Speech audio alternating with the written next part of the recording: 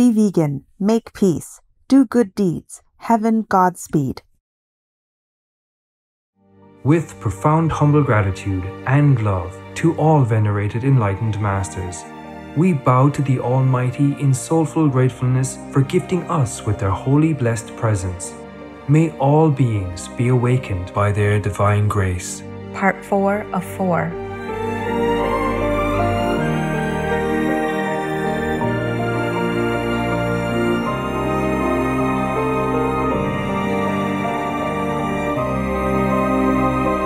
Etc. Our programs offer many languages. Please visit suprememastertv.com/schedule. Nos programmes offrent plusieurs langues. Veuillez visiter suprememastertv.com/schedule. Nuestros programas ofrecen varios idiomas. Visite suprememastertv.com/schedule. Тэн хэлээр гардаг зочлог хаяг suprememastertv.com/schedule. Supreme Master Ching Hai's lectures are not a complete meditation instruction. Please do not try alone. For free of charge guidance, please visit godsdirectcontact.org or contact any of our centers near you.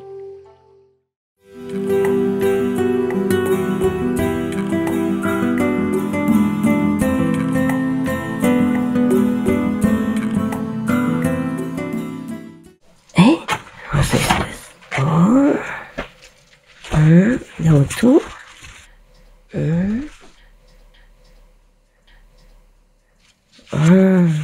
Oh, somebody give me more or something? I didn't see all this before. It's very good. That means you have a lot of story. Okay, thank you, whoever does. Oh, there you go. Today we have spoken about the sixth perfection and the power of the Buddha, who can control the minds of our beings. Control but not dictate. So you can see some of you still very fresh with me still, huh? You can express your opinion, but mostly it's wrong opinion. Anyway. But you will ask me why the Buddha cannot control some of them. Like Devadatta, his cousin who always tried to harm him. Or others like heretic people, a group outside of his group. And others who contradicted him or went against him, or tried to harm him in different way. You ask me like that, right? You would, huh? You don't dare, I know, but I asked for you because we don't have Anand here. That's the problem. In order to ask good question, you also need to have a good level of consciousness, no? Yeah. Anand, even though in the Buddhist Sutra it says that he did not get fully enlightened until after Buddha Nirvana, yeah. But he has his Buddha hurt inside him, hidden somewhere. That's why he probably subconsciously he wanted to hide or to delay his enlightenment, a complete enlightenment until the Buddha Nirvana, so that he can concentrate on the task of serving the Buddha. It's a kind of offering, sacrifice inside. Otherwise, if he's too enlightened, like Sariputra or Maudagalayana or Mahakashipa, for example, then they would go all over, to deliver other beings. They would concentrate more on the task of saving other beings instead of serving the Buddha so humbly, devotedly, and loyally. No, don't you think so? Yeah. Different mission, different task. I guess that's what it was. Yeah. Otherwise, how come the Buddha just entered Nirvana and the Sangha kicked him out because he's not enlightened enough? And then he went sit in the forest just a day or two, enlightened. Isn't that miraculous? Yeah. And remember every word that he heard in the Buddhist assembly, when the Buddha was still alive. Therefore, I suspected, that he did that on purpose. Not consciously, but like in his mind, in his So he wanted to delay his enlightenment. I suspect it. Yeah, I think it's correct, no? Don't you think so? Yeah. You see, so the Buddha can only help, to train, not really control, but to train the mind and the body of whomever entrusted himself to him, to the Buddha. So the Buddha even also will not want to interfere in humans' free will.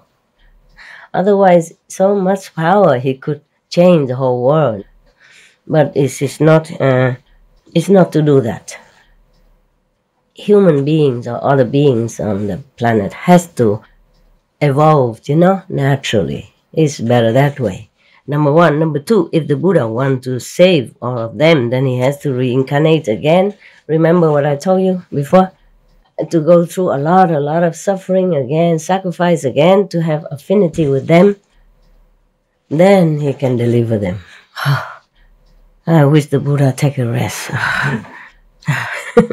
It's too much work, too much sacrifice, so many aeons of time in order to save, just some people. This is really incredible. Incredible. All these stories that I told you, this is incredible. But that is just him. I don't hear that Sariputra had to do that. And poof, like that, he just went to Nirvana. Become a Buddha and also enter Nirvana, mean freedom forever. Nirvana mean a state of desirelessness, of, never die, never leave, never come, never go, nothing happen, yeah. So Sariputra obviously had, had a relationship with Buddha before, according to the story we heard. But nevertheless, he never had to sacrifice so much to attain Nirvana. So a Buddha is something else, Yeah, Sariputra can attain some enlightenment and can attain Nirvana, okay. But he probably did not have the power that the Buddha has. Yeah, because the Buddha has to sacrifice a lot of millions, billions, trillions of lifetime in order to accumulate all this merit and power that goes with it. You see, Sariputra can attain Nirvana, can attain complete enlightenment, okay, but doesn't have all this compassion, doesn't have all this power to save other beings like the Buddha did. Remember, he even denied one of the person who wanted to become a monk because he's too old. Not because he's too old, but because he thought, he and a lot of the great disciples of Buddha at that time refused that man to become a monk, to let him become a monk in simply because he's kind of useless. He cannot do much for the Sangha. He cannot help even 1/3 of whatever work that is required.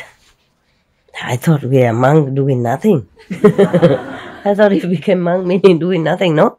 Even at the Buddha time has to do work. You hear that? Yeah, the Buddha did not say that. And other monks did not say that. And in the sutra did not say, okay, you become monk, but you must work. They did not even say what work. But through some of this leaking story,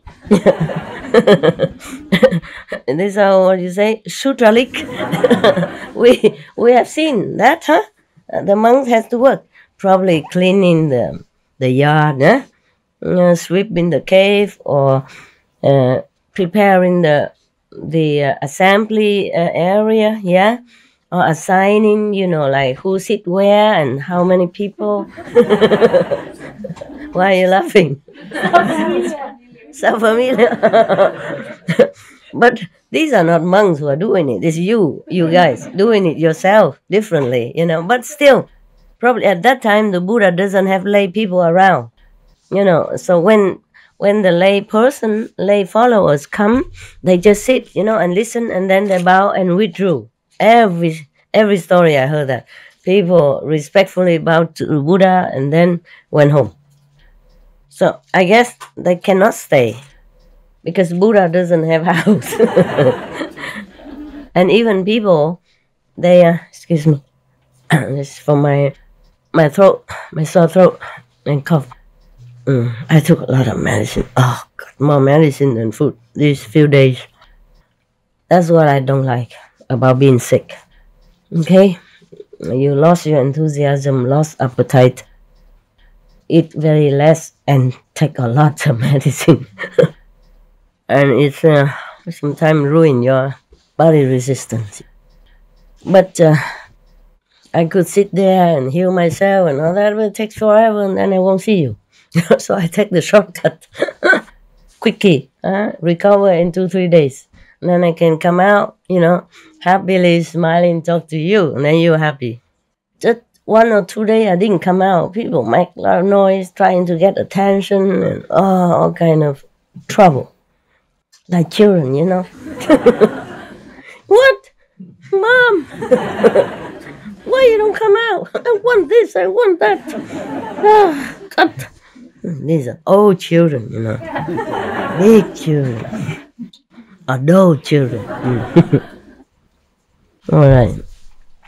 So the people, like Prince Kida and the noble and rich men in different countries, they did build ashram for the Buddha and for the monk. And they make some small meditation stupa or some resting place, with cover, roof and wall so that they don't get wet in rainy season. I don't get cold in summer. Yeah, they did build them. But just enough for 1,225 or 50 monks, remember? And then keep increasing more monks, yeah? So maybe 1,260, 1,300, yeah, or 500. And that's max. And if the lay people stay there, they had nowhere to stay. And nobody cook for them like we do here. Nah?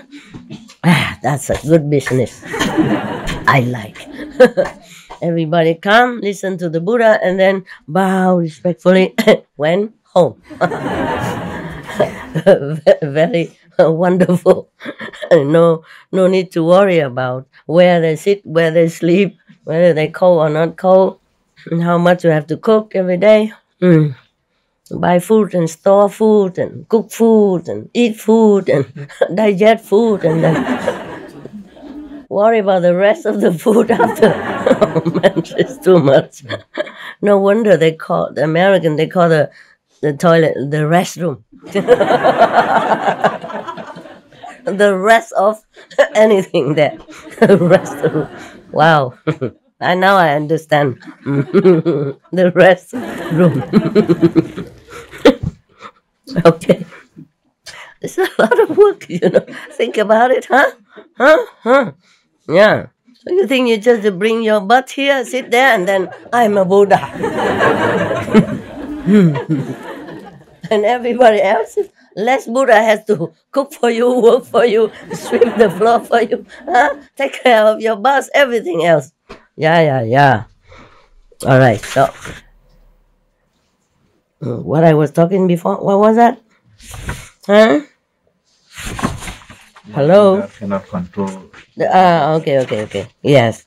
Because in this country, in this world is the ruling party. The ruling party is Maya. Maya unique party, It's a one party world. Just like in some country. It's nothing new. Okay? Some country have 2-3 parties. So they have contradicting views and therefore they're building each other and more democratic. And some country have only one party. Yeah. If you can have one, why two? Making more trouble, right? More names, more personnel. Why? Okay, one party. So in this world, it's like that. One party. Maya party. Okay? Whoever don't belong to it, being in trouble. Whoever belong to it, seem to be better off. And even if you belong to that party, if you do something wrong, they still punish you. Not like they protect you or turn a blind eye on you. Nothing. Okay. We have to acknowledge our thanks to these person who translated this text of Buddhist story, which are many parts. This person's name is Eugene Watson Burlingame, and there is another person who revised and selected. His name is Reverend Bichu Kantipalo.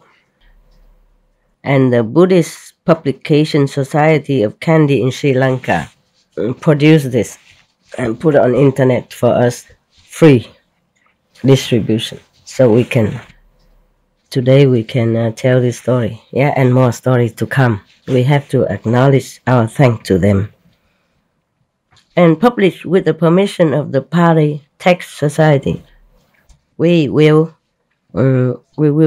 offer some financial support. I will tell FG later on. Like with other translation society, so that they can continue their good work, even though they say it's for free distribution. All right, we thank you. We thank all these people, and we thank BPS Online Edition, whatever that. Okay, now we come to story number 1. Wow, I'm very happy. We have a lot of stories. That means I don't have to. I don't have to think of what to tell you. Yeah. Story is always good. It's easy to remember. It offers ample example for us to follow, and it feels more real, more reinforcing, more encouraging for us to continue in our good path. We should really thank the past masters, monks and nuns and scholars who have taken time to record the Buddha's teaching after the master's nirvana, and also for the past and present persons, lay or monks or nuns who have really dedicated themselves, sacrificed their time and precious health or under any difficult situation to translate this so that I can read it to you. And we have to thank them. And may they be blessed forever by all the Buddhas, past, present, and future. May their merit be immense. May they be liberated forever. Thank you.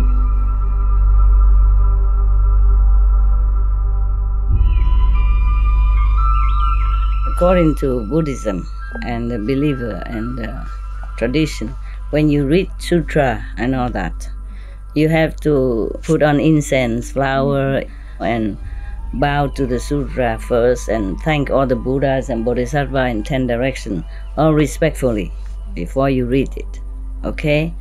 And then you cover the sutra also with silk or beautiful cloth, and I just make it more popular, more easy, simple. And I apologize to all the Buddha. I say if I done something wrong, according to the tradition, my heart is full of respect. It's just that I cannot always do that. So please, all the sin, whatever I've done wrong, is all on me. At least other people, they hear the names of the Buddha, according to the sutta, they will get benefit. Yes. Okay, this story about making good karma. This story is about Magha.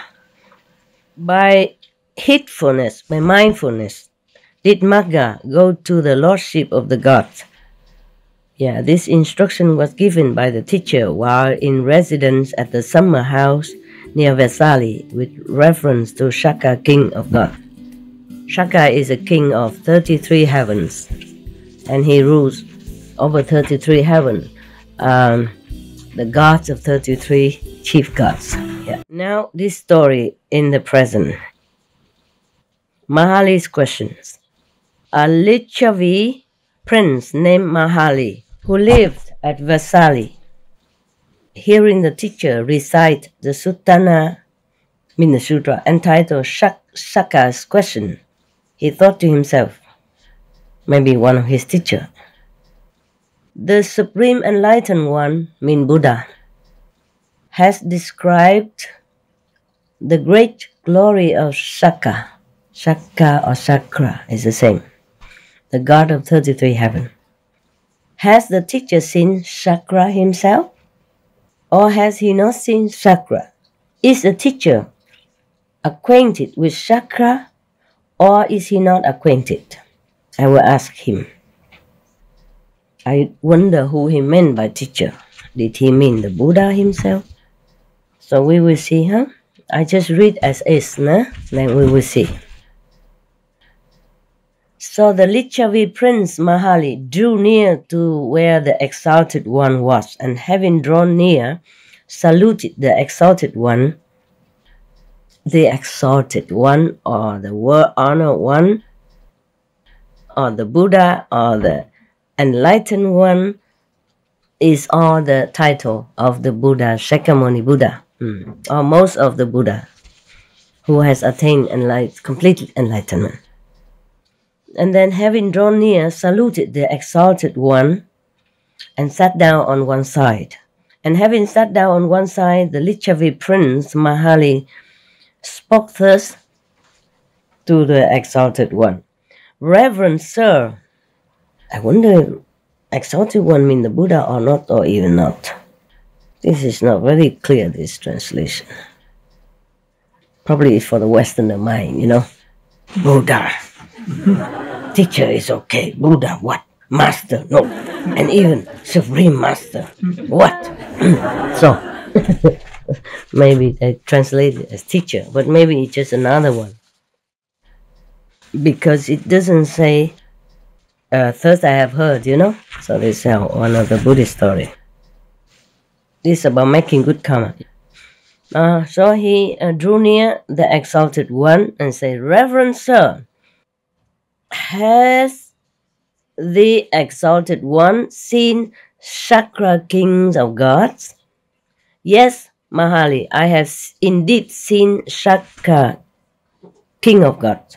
So he asked again, Reverend sir, it must certainly have been a counterfeit of Chakra, a fake one.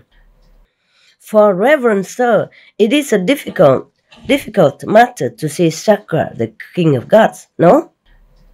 So the exalted one say, Nevertheless, Mahali, I know Chakra. I know what qualities made him. I know by the cultivation of what quality Chakra attained to the state of Chakra. So he continued, Mahali, in a previous state of existence, Chakra, king of gods, was a human being. Attention. Pay attention. You may be Chakra, king of God, if you want to. How to? You can say how to be. There are so many books nowadays to tell you how to. How to do this, how to do that. We can also change this into a title, say how to be a god of all gods, God of 30 gods. Chakra is a great god, no? He lord over 33 heaven. Imagine that, huh? Don't go around mess with him, okay?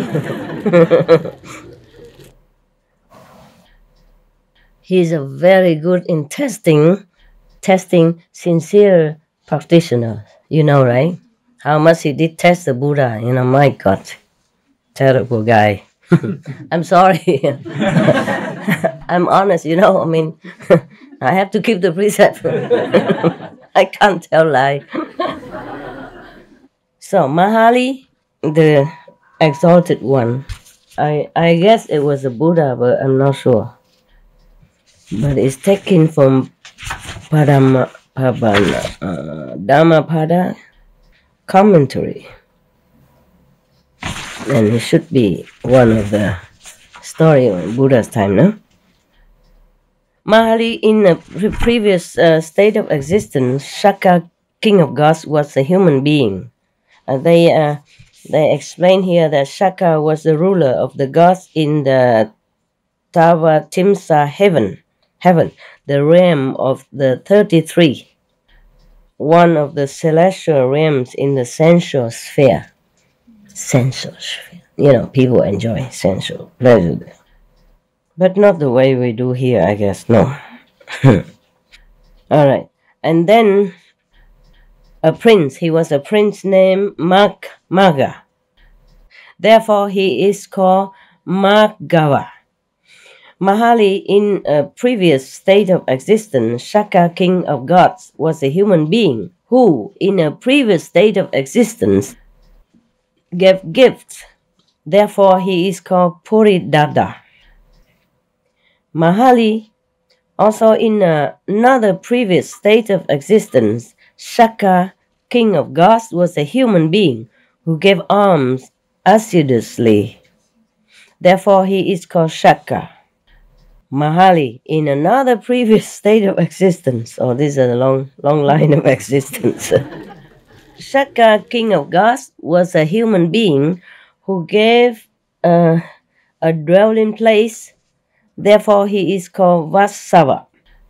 Mahali, also in another, former life, another life. This is easier. Shaka, king of gods, was a human being who could think of as many as 1,000 things in an instant. Therefore, he was called Shahasaka. Mahali, Shaka, king of gods, has an Asura maiden named Sujata for his wife. Therefore, he is called Sujampati. She's so funny. According to his wife, he changed his name. If he gives something, his name changed, and even if he married, his name changed. Normally, when we in this world, a woman married, she changed her name, right? But in this time, the man changed his name. Probably he married into the matriarch system, when the mothers rule the house. But don't we still do? Even we don't say it. The men think they are ruling us. Right? We just don't say anything. We are ruling them. Okay, never mind. Who cares? Huh? Who cares to rule the world? Must be very tiring job. All right, now. Wow, my God, so many names, so many previous existence. Even the Shaka, king of gods, you see this? He transmigrated, I told you. He come up and down, sometimes be a god, sometimes be human. Yeah.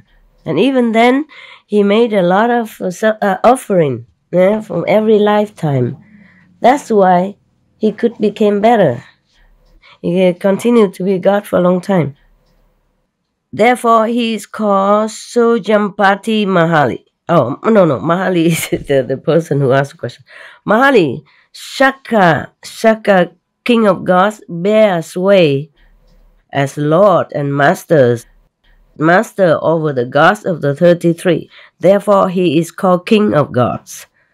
Mahali, Shaka, king of gods, in a previous state of existence as a human being, took upon himself and fulfilled 7 vows. Because he took upon himself and fulfilled these 7 vows, Shaka attained to the state of Shaka. He has become God because he has done many good things and he fulfilled his 7 vows. Let's see what it is. Now, what were the 7? The first one is, so long as I live, may I be the support of my mother and father. That's first, I think. They don't say first, second, but I'm reading on, okay? So long as I live, may I honor my elders. So long as I live, may I speak gentle words. So long as I live, may I never give way to backbiting.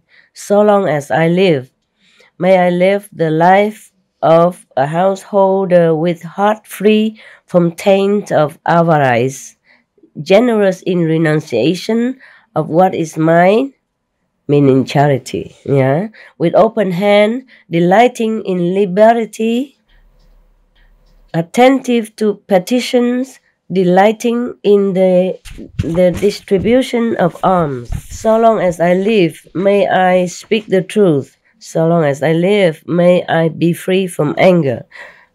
Should anger spring up within me, may I quickly get rid of it.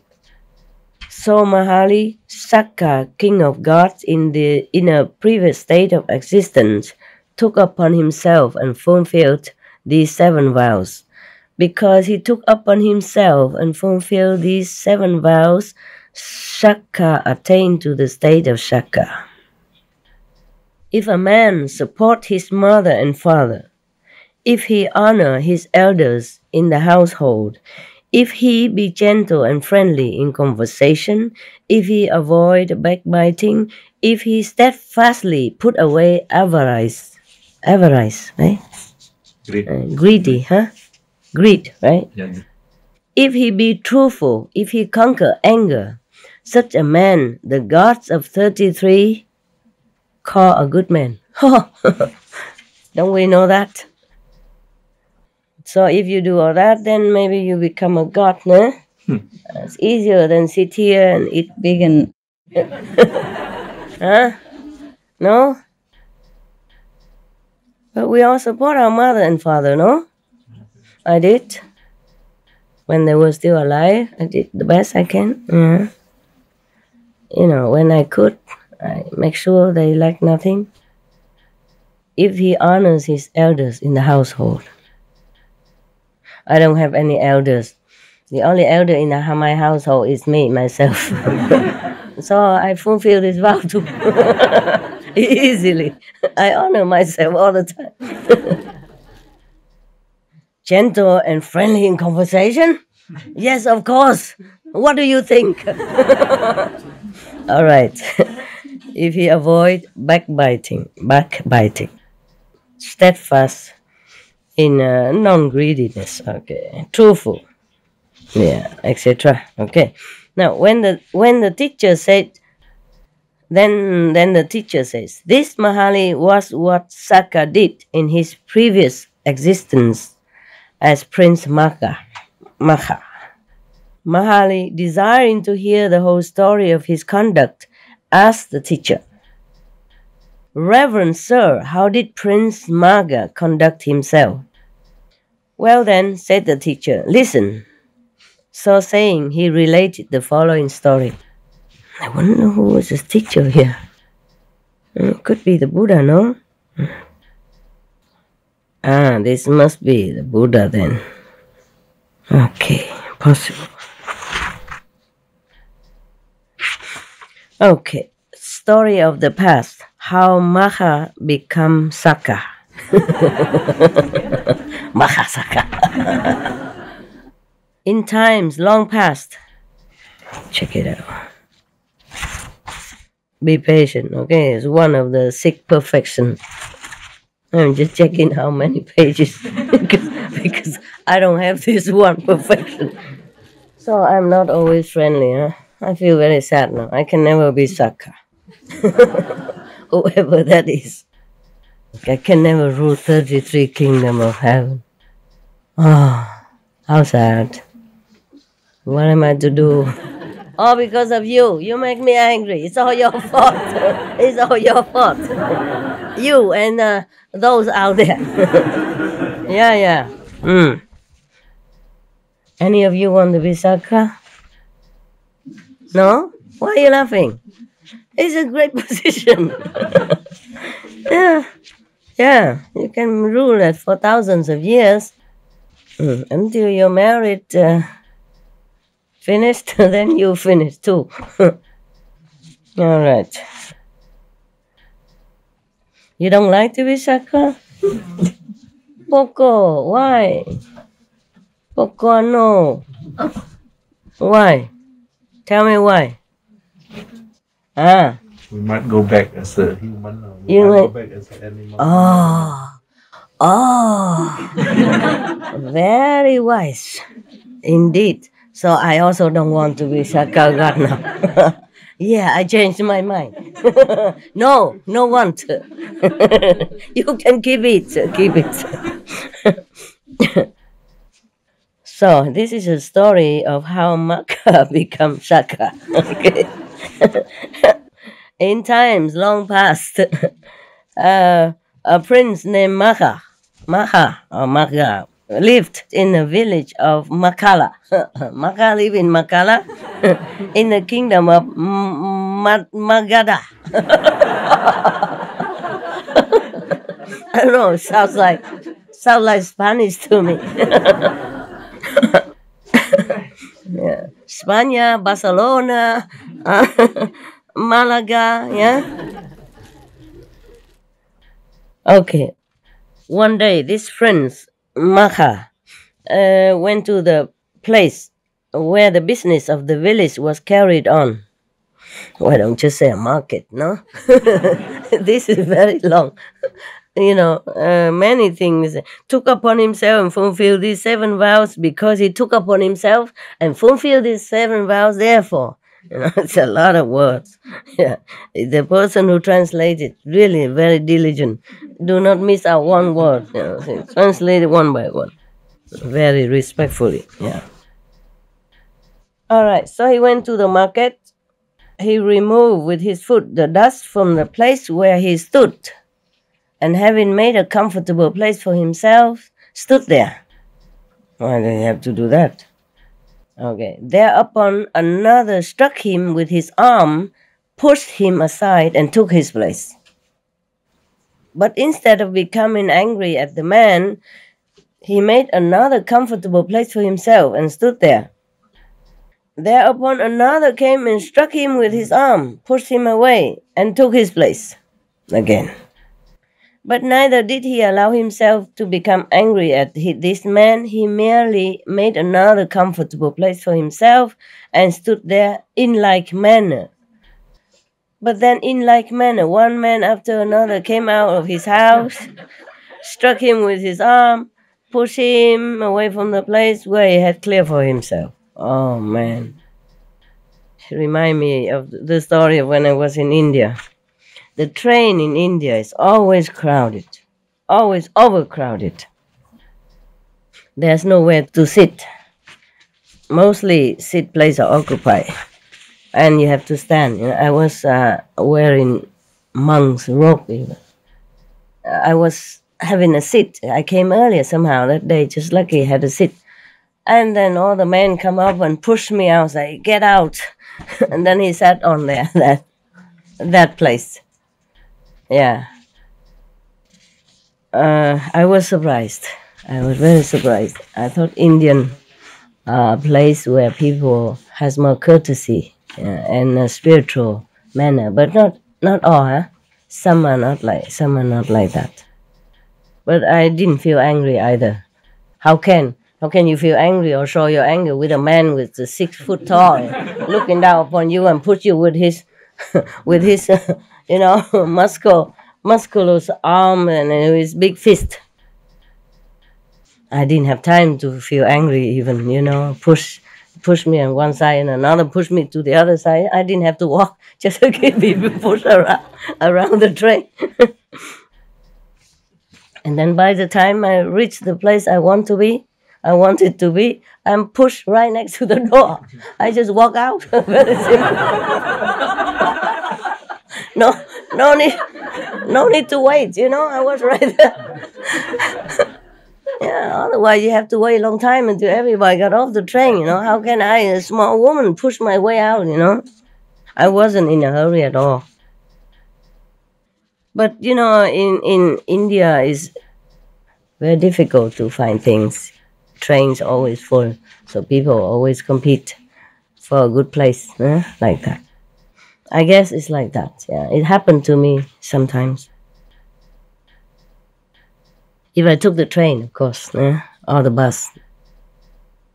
And the drivers of the conductor of the train doesn't know what, how many people should be in the train. He never can tell. Like in the West, like in your country, in this country, they always say capacity, how many people, standing how many, sitting how many, in the train or the Straßenbahn, they always say that. In India, they don't read this kind of thing. what for writing it? So they don't bother. It's a free country, truly very free. You do what you want. Nobody say anything. No rule. And the car can drive any way they want. If you can drive, you just drive. Who cares? Who cares how? And later they make more regulation for driving because a lot of accidents happen. No driver license and no rules and all that. In some big city, it's a problem. We're going back to India again. The prince then thought to himself, after being pushed around like that, he was thinking to himself, all these men appear to be pleased. When they took his place, of course, no? After he cleaned it already and make it comfortable, they came and just took it. Of course they're pleased. Since this work of mine conduces to the happiness of men, it must be a meritorious work. He was proud of himself. I wasn't proud on that train. I was thinking, my God, where are they pushing me? Okay.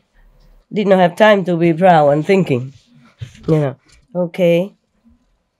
So on the following day, he took a spade and clear a big empty space as big as a threshing floor, probably football field, something like that. Okay, a threshing floor is a place where they clear very big so that people can thresh their cereals, and then it will spill all over, and different places, different people came in different area to thresh their cereal, rice and stuff like that. So it's probably a very big one. Whereupon all the men came and stood there. And then in cold weather, he even built a fire to warm them, so that the place became a favorite resort to all. Then he thought to himself again, it behooves me to take upon myself the task of making the road smooth and even. So early in the morning, he started out to make the road smooth and even, cutting down and removing all the branches of trees that needed to be removed. Thus he did spend his time. I wonder, why is he a prince? Doesn't he have any, assistant or horse to carry out work for him? Probably in the old time, huh? Old-time prince, huh? Yeah. In Africa, I met some princes. They don't look like princes. They're working like you and I. And some princes, stamp from Africa, different tribes. Yeah. And I met the king, one of the kings. He just lived in one of the normal huts. He had 7 wives. Nevertheless, they are all very coordinated, harmonious. Together, the wives. Well, at least when I was there, in front of me. Behind, I don't know. Okay, I cannot tell you. Another man saw him and said to him, Master, what are you doing? So he replied to the questioner, Master, I am treading the path that leads to heaven. So the other guy said, okay, I want to be your companion. Because they translate a little difficult, so I make it simple. Be my companion, master. They call each other master, politely. Yeah. Maybe sir nowadays. Call each other sir. Be my companion, master. Heaven is a pleasant place for many.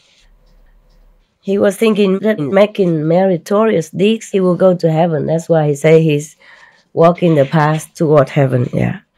Seeing the two, a third man asked the same question, received the same answer, and joined them the same way, and then a fourth, then a fifth, until finally there were 33.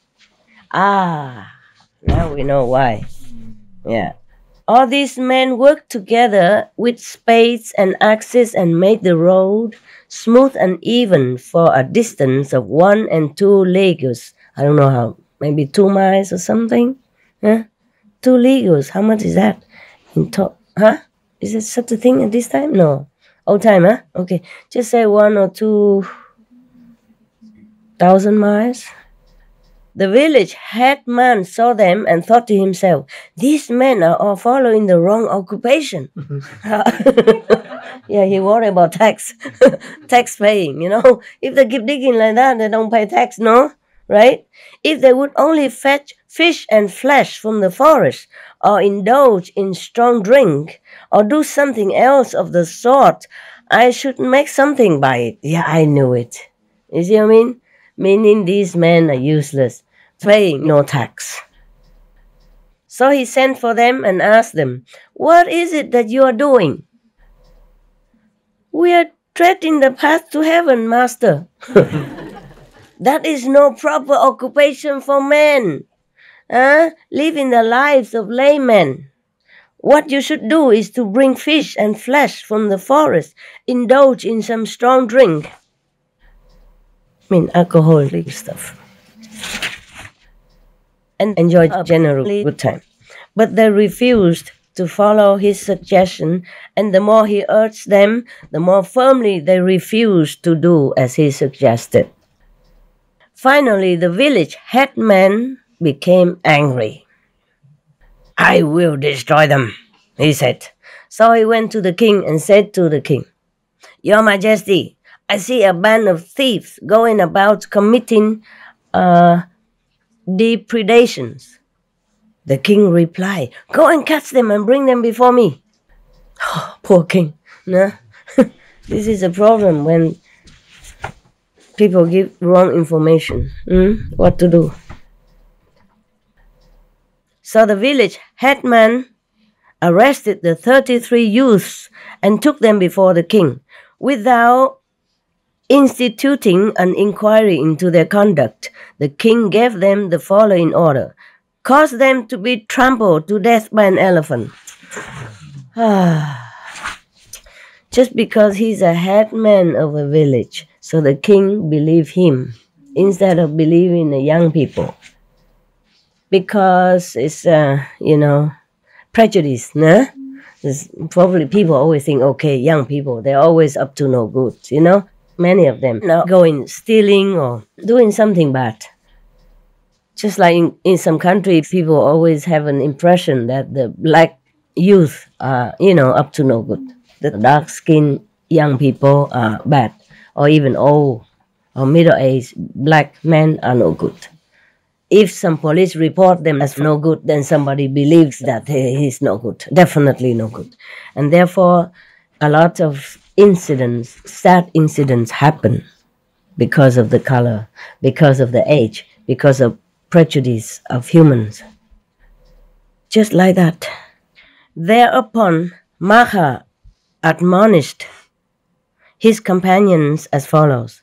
Friends, we have no refuge but love. Therefore, let your hearts be tranquil. Cherish anger towards no one. Let your hearts be full of love for the king and the village headman and the elephant that tramples you under his feet. The 33 youths followed the admonition of their leader. Such was the power of their love that the elephant dare not approach them. When the king heard of this, he said, If the elephant sees so many men, he will not venture to trample them under his feet. Maybe he's scared of the crowd, yeah? So have the men covered with heavy matting and then order the elephant to trample them. So they don't see many men, so maybe he dares to do it. So the village headman had the men covered with heavy matting and drove the elephant forward to trample them. But when the elephant was yet a long way off, he turned around and went back again. When the king heard that what had happened, he thought to himself, there must be some reason for this. So he caused the 33 youths to be brought before him and asked them, Friends, is there anything which you have failed to receive at my hands? They replied, Your Majesty, what do you mean? The king said, I am informed that you are a band of thieves and that you rove around the forest committing depredations. So, Your Majesty, who said that? Friends, the village headman so informed me. Your Majesty, it is not true that we are thieves. The fact is, we are clearing a path to heaven for ourselves, and we do this and that. The village headman tried to persuade us to adopt an evil mode of life, and when we refused to follow his suggestions, he became angry at us and determined to destroy us. Yeah, it's not easy to do good things in this world, huh? It's not all that. Everybody praises goodness and holiness and how you say wholesomeness and even charity work, but it's not always easy to do. Even in our group, sometimes it happens. You know, it's very funny, more funny sometimes. Sometimes it's very sad, but sometimes it's very funny. Yeah, because people hear this and that, and they don't prove the truth. They don't prove it. Yeah, and they don't check they don't fact check, and they just believe it. And that's a problem. And it's so funny, you know. It's American newspaper.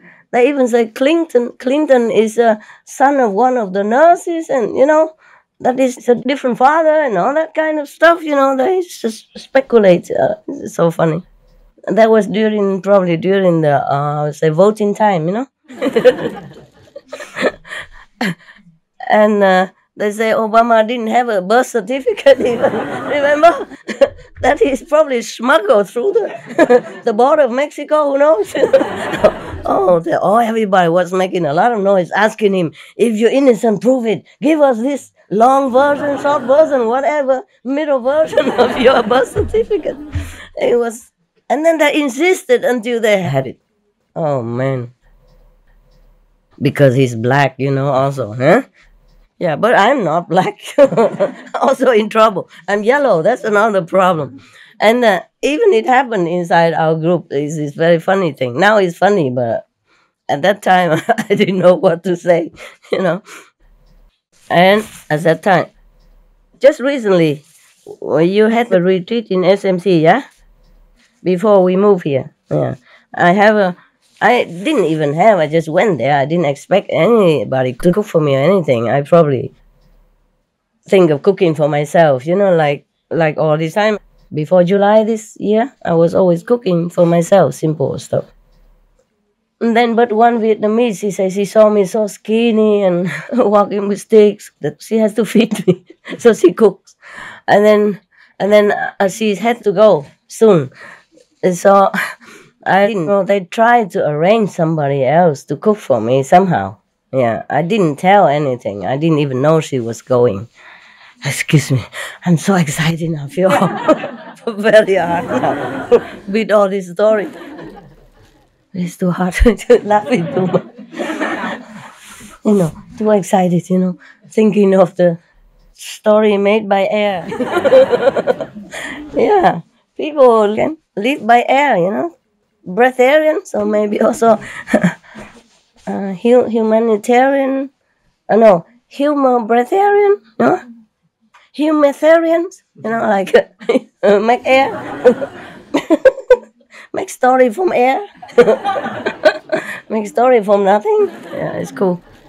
I want to tell you the present story, the new story, and in August, sometime in August, or the end of August, almost before we came here, the sister who cooked for me everyday Vietnamese, and she's going, so they arranged for somebody to come. Well, I don't know. They say somebody will come from America. I say, what's her name? They say Nguyen, Vietnamese. And the sister say, Master, every Vietnamese named Nguyen. I say, who is that? She say, we don't know. We just say Nguyen. So she say, Master, everybody in Vietnam is Nguyen, just like every Korean is Kim. Even vegetable they eat is kimchi. So we were laughing so much. I want to tell you the present story, new story. And in August, sometime in August or the end of August, almost before we came here, the sister who cook for me everyday Vietnamese. And she's going, so they arrange for somebody to come. Well, I don't know. They say somebody will come from America. I say, what's her name? They say Nguyen, Vietnamese. And the sister say, Master, every Vietnamese named Nguyen. I say, who is that? She say, we don't know. We just say Nguyen. So she say, Master, everybody in Vietnam is Nguyen, just like every Korean is Kim. Even vegetable they eat is kimchi. So we were laughing so much. And then I said to my assistant, this sister, she's going back to Germany because she has children. She wanted to say, I said, no. You have children, you have responsibility, you have to go home. She said, oh, they're all big already, they can cook themselves. I said, yes, but they need you. Yeah, they need you to guide them until they die. Actually, it's like that. Even after they have children themselves, they still need you to babysit, to run back when they argue with the husband or wife. Yeah, to help them shopping, anything. They always need you until they die or until you die. Either way, All right, I just go back. I don't need you to stay here just to cook for me. I have not needed anybody up to now, I cook for myself all the time. So don't worry, I won't die, I promise. So she say, yeah, but somebody's coming, Then you say, Nguyen, Nguyen. All right. Then I said to my assistant, whoever comes, I don't care Nguyen or Kim, just tell her if she has children, she cannot stay for 3 months, until her visa finished. She cannot stay that long. They can take turns. If they really worry about me, they can take turns. Everybody comes, maybe a couple of weeks or something, but not to stay as long as the visa lasts. No. Yeah. So she came and asked the chef, the Taiwanese chef in the kitchen, that sister who is coming, does she have the new sister? The sister is coming, does she have children? And because I say, is she arrived already? Does she have children or not? And she came back and said to me, the chef, she said, Master, she has 2 children. Okay. I said, in that case, she cannot stay long, huh? And then later, I go and ask her what's her name. Full name, not Nguyen. Nguyen is, because then probably I know her, Not very many Nguyen, is it? Yeah, but there are a couple of Nguyens cooked for me before when I was in America. So I want to ask her, maybe I know her or not. And she came and asked, she said, no, it's not a Nguyen, it's a Huan. I said, we don't have Huan in Vietnam. Oh, you mean Huan? She said, yeah, something like that. I said, and she has 2 children, Master. Say what? Okay, then cannot stay. And then later she come back and tell me, oh, Master, she has no children. She say, completely free. She's free. She's not married. She's completely free. She can stay as long as she wants.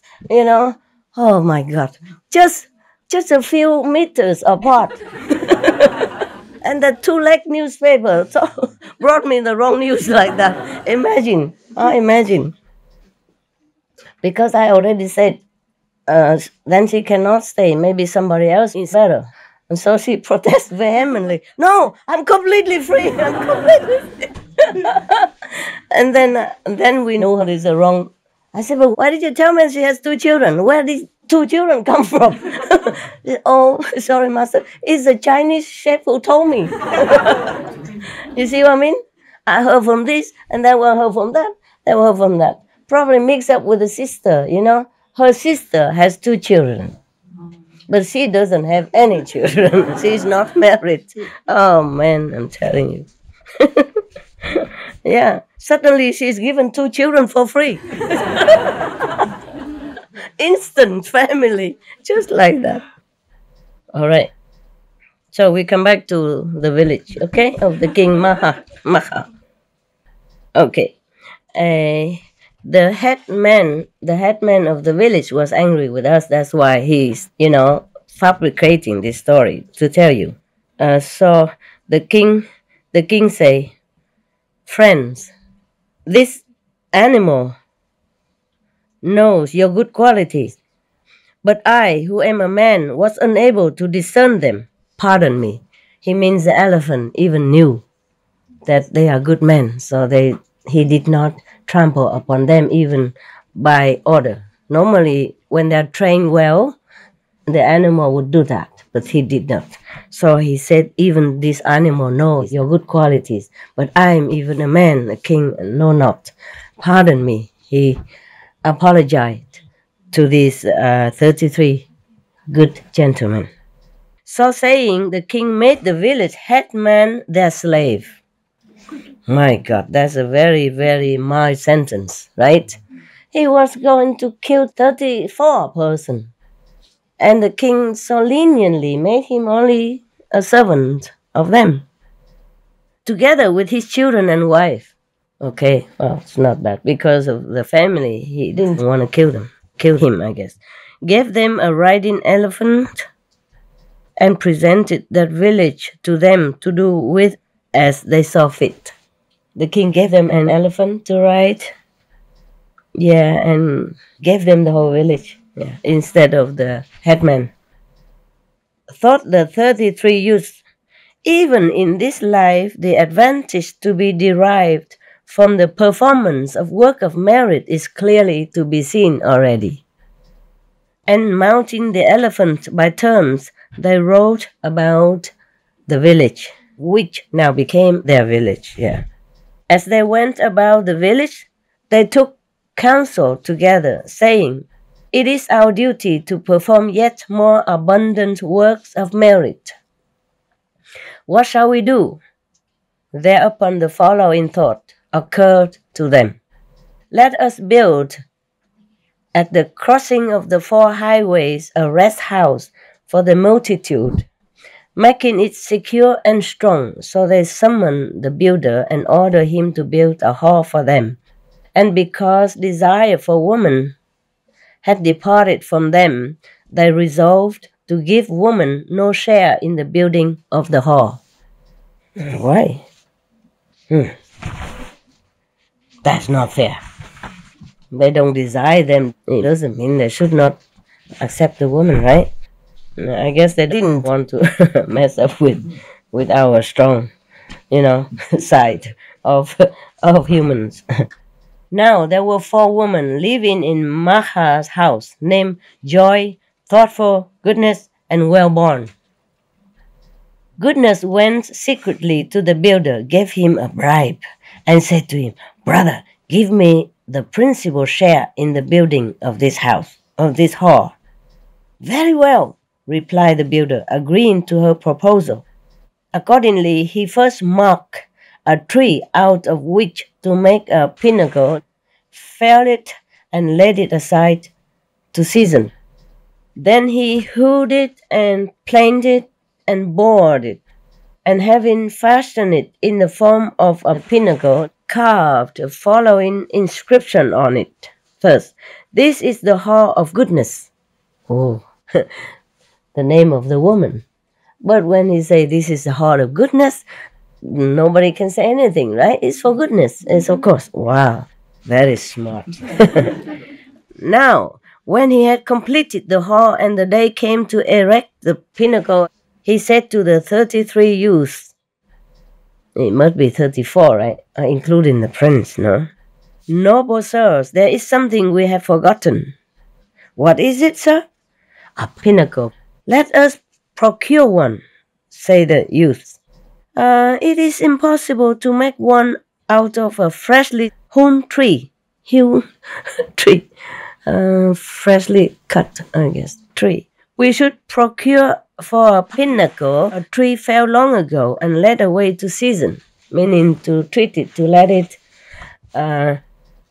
become, more lasting, by being in the sun or soak it in some special treatment, something like that. So they say, okay, what should we do in such a situation for the best? Okay, you can go around and search if anyone who has such a complete pinnacle, which has been laid away for seasoning and which is for sale, then you can buy it. Yeah, you can take it. So they searched everywhere and finding what they wanted in the house of goodness. They offered her 1,000 pieces of money for it, but they were unable to secure it for the price they offered. Goodness said, "If you will give me a share in the building of the hall, I will give you the pinnacle. Otherwise, or else." But they replied, "We have resolved to give woman no share in the building of this hall." Thereupon the builder said to them, "Noble sirs, what are you doing? With the exception of the world of Brahma, there is no place from which women are excluded, especially this world, right? So take the pinnacle, right?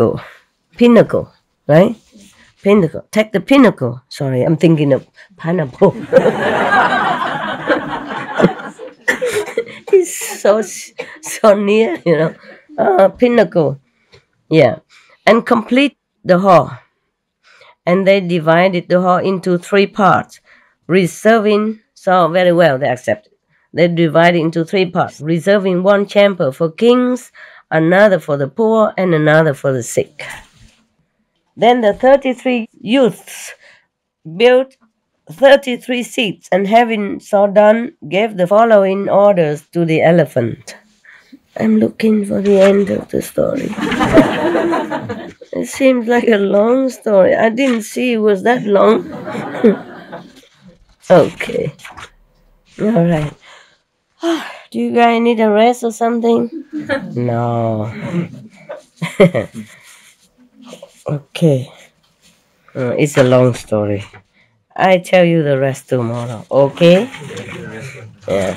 I don't feel very well, okay? Yeah. I feel I could just why force it too much, yeah? I need to go home, take more medicine, and drink something, and take a rest, and then see you soon, okay? Tomorrow. Yeah. Today you have more bonus than usual. 1.5 story. Normally it's just 1 story, right? Afternoon you had 1 complete story. So this, and now you have half complete story.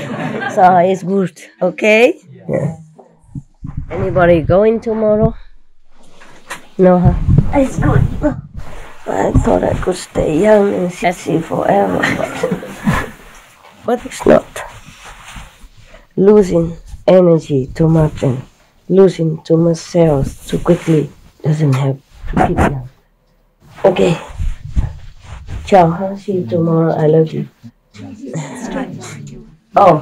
Maybe I just sit with you for 5 minutes, okay? You meditate, huh? Turn off light, turn off everything. Hello.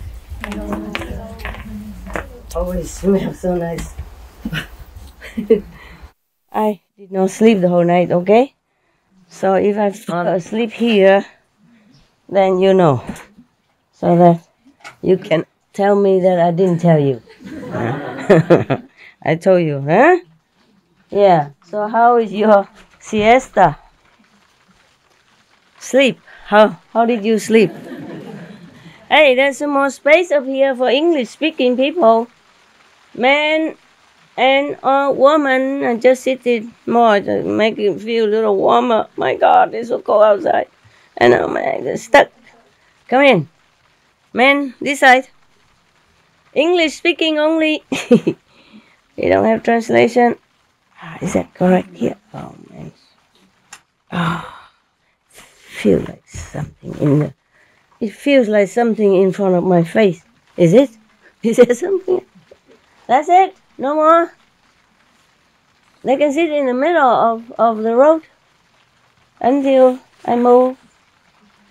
What is it all this? Okay. And the story, I owe you half of the story yesterday, huh? I own you. You just came here and then I own you. Just like that. Yeah. No more English speaking? No? Working? Oh. Poor people. Had to work in such a weather. Under the roof. With the fire around them. Wow. How nice. And we have to sit here without anything. Yeah. Okay. Yeah, this is fake fur, okay? Please. I'm so scared. Everybody look at me criticizing all kind of things and thinking all kind of nonsense. Fake fur. Fake. Man-made. Human-made. All right then. Okay, that's good. That's good. Are you all right then? Yes. That's it? No more English speaking coming? Oh, need translation? Yes. Man, I keep telling you to learn English. Then you can sit right in the front. See that? Now we have all empty space here. Also many not home yet, huh? And many have to work on the camera and audio and equipment and earphone and nose phone and eyes phone, everything. Busy. And I have been busy all the time up to now. Lucky we have enough space inside, huh? Oh, I'm so happy. Because my cave is now dry. I mean, my cave is dry, but the front porch for the dog was flooded. Because they didn't connect the roof and the wall very well. You know, the sun roof, just a piece of transparent plastic, but they didn't connect well. They didn't put cement, so all the water was leaking in the middle between the cave and the sun porch. And my dog's hut was also leaking. So we've done all that now. Yeah. I'm very happy. Such an easy thing. They didn't help me to do all this year. They should have, because some people were always here. Men, women, old, young, monks, lay people. Maybe the monk just laying around, that's why. So they both are lay people. Oh my God, and every time I came back and they wrote me a note, even. Many years I haven't stayed here. But at least since the last retreat, huh? Right? When was the last retreat? 2 years ago? Yes. Okay, since then, I haven't been here. But before that, it must have been leaking too, because my organizing boxes are moldy inside, Oh, God, inside and then outside. But they affect each other, Yeah. It's very simple. And then they wrote me a note saying, "Dear Master, whenever it rains, the whole place here is flooded. So I have to move all this thing inside your cave to keep them dry. If they know it's leaking, all they do is just fix it, right? Yes. Otherwise, always moving in, out, yeah? Rainy weather, not rainy weather, rainy, not, rain, not. Love me, not. Ay. And I even now have to fix it with the help of 2 female assistants, yeah, including the dog. Separate hut. The front porch is for dogs also, but the big dog has a separate hut because he likes to be outdoors.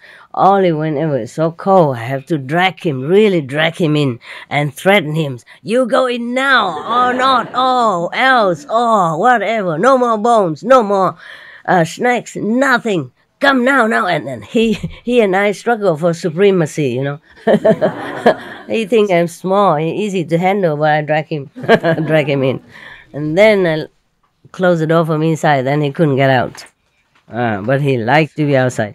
Very conscientious of his, very conscious of his duty as a guard dog. Even when it rains, when he hears something, he jump out and it's all wet through, and then it's I who had to work again, clean him, dry him. And then he went always looking in the bush, Lucky we don't have many bushes. And then come back like a flower, These are prickly thorns, very little ones, but they stick everywhere. The whole body is dot, dot, dot, dot, dot, dot. Truly, thick. And I have to work again. He got me, but I am working like, like his secretary. Oh, picking everything out. Ah, my God. Yeah. Talking about unconditional love. Yeah. People say dogs teach you unconditional love, correct? Yeah, they teach you how to love unconditionally and work unconditionally. Yeah. He eats my food, he sleeps on my bed whenever he likes. He just jump up and say, hey, it's mine. It's too late. Paw all over. Muddy paw printed on my seat. And then I say, okay, then stay in bed. I go to the phone, I stay at the porch, and I stay on one of the little sofas. It's not really a sofa, it's those are organized in boxes, wooden, flat. And if you put like 2 rows, 6 of them or 8 of them, and then you put a mattress on, then it's a sofa, and inside I put things. Yeah? Otherwise I have no room. So I sat on that. And later he was fed up with my bed somehow. He came pacing up and down, up and down. I said, what do you want? And he looked at my couch. And then he was waiting, and then when I came in, picking something up on my couch, and then his paw again everywhere. Then I have to clean my bed, wipe it or change it. Yeah. Unconditional love indeed. Yeah. He just got a house with no need to guard at all, but he makes himself the guardian of the place. Before he came, I went away, locked the house, no problem. But now he feels like he's guarding it. And then I have to do the rest of the work. A lot of work. All he has to do is just walk in all around, and then I had to do a lot of work. Wiping. I cannot keep calling the assistants because sometimes it's late at night, I let them sleep. Or even in the day, I cannot keep calling them, so I do it myself. But I'm so happy today because both places are fixed. It's so simple. Just span a canvas on top of the whole thing. And then there's no more leaking. See what I mean? The rain just comes down. Even there's a gap between, but it doesn't come in. Yeah, so simple. Same with the dog's roof. The dog's hut. Simple. 10 minutes, done. And they haven't done this all these years. So many brains make light work. But over here, it's make heavy work. As they say, if you want to do something, well, you have to do it yourself, right? But just a leaking roof, my God. It's not like something very difficult. And we are spanning canvas and plastic roof everywhere, so they should know it. At least to protect it until I come back. And if I like it or not, I can always say, hey, it's not good, I don't like it. No. It kept leaking all the time, all this time, all my clothes. I came back, I had to wash everything and wipe everything. So moldy inside. Well, you know it because you have children at home, right? Nothing new, right? Huh? Is it familiar to you? No wonder you just keep quiet. You did not even smile, you did not even pull your face, no surprise, nothing. Just blank. And inside thinking, what's the big deal? We knew all this. How come Master just discovered now? She could have asked us and we would have told her long ago. I'm telling you, everybody came in. A lot of people came into my life, into my ashram, into my surroundings, just to be the general or major, like in the army, then dictating everybody else what to do, or even sometimes dictate me because of habit, dictating everybody already, and when nobody else around, they dictate to me. Oh, thank you so much. I'm telling you. So where were we before? Can anybody remember? No? You prayed to Anand. Maybe you could remember something. All right. I think we were at the 33 divisions, huh? And the pinnacle from the girl named Goodness. Yeah, she's so smart. Okay, so now they divided the hall into 3 parts anyway. One chamber for the kings, another for the poor, and another for the sick.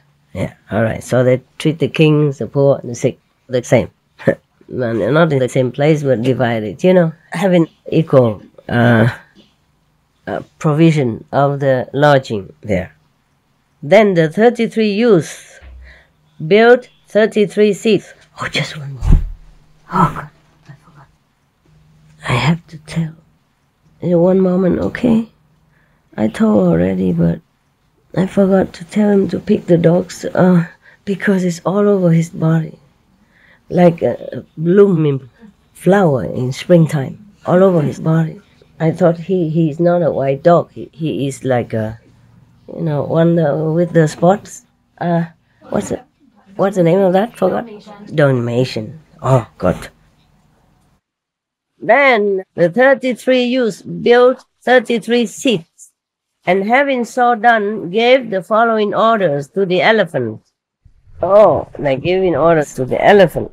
If a visitor comes and sits down in a seat, take him and lodge him in the house of whoever builds and owns that seat. It then becomes the duty of the owner of that seat to see that his guests' feet and back are rubbed. Oh, wow. Oh, I like to go there. Massage. Yeah.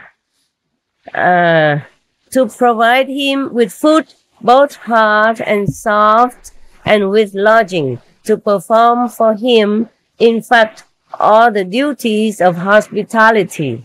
Wow. Wow, nobody treats me thus. I'm going to complain very soon.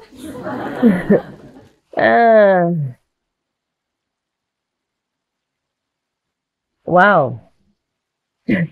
How can they make the orders like this to the elephant? And the elephant, probably will carry it out. Wow. Do you have an elephant like that at home? No. All right. Oh, I guess it's just a long time ago, elephant. They still drank clear and pure water from the stream or from the lake. It's not contaminated water like now, and they're not dosing them with a lot of antibiotics or whatever. Yeah, and I didn't even try to feed him with the GMO food and make him all confused. No? So the elephant probably understood everything that we say.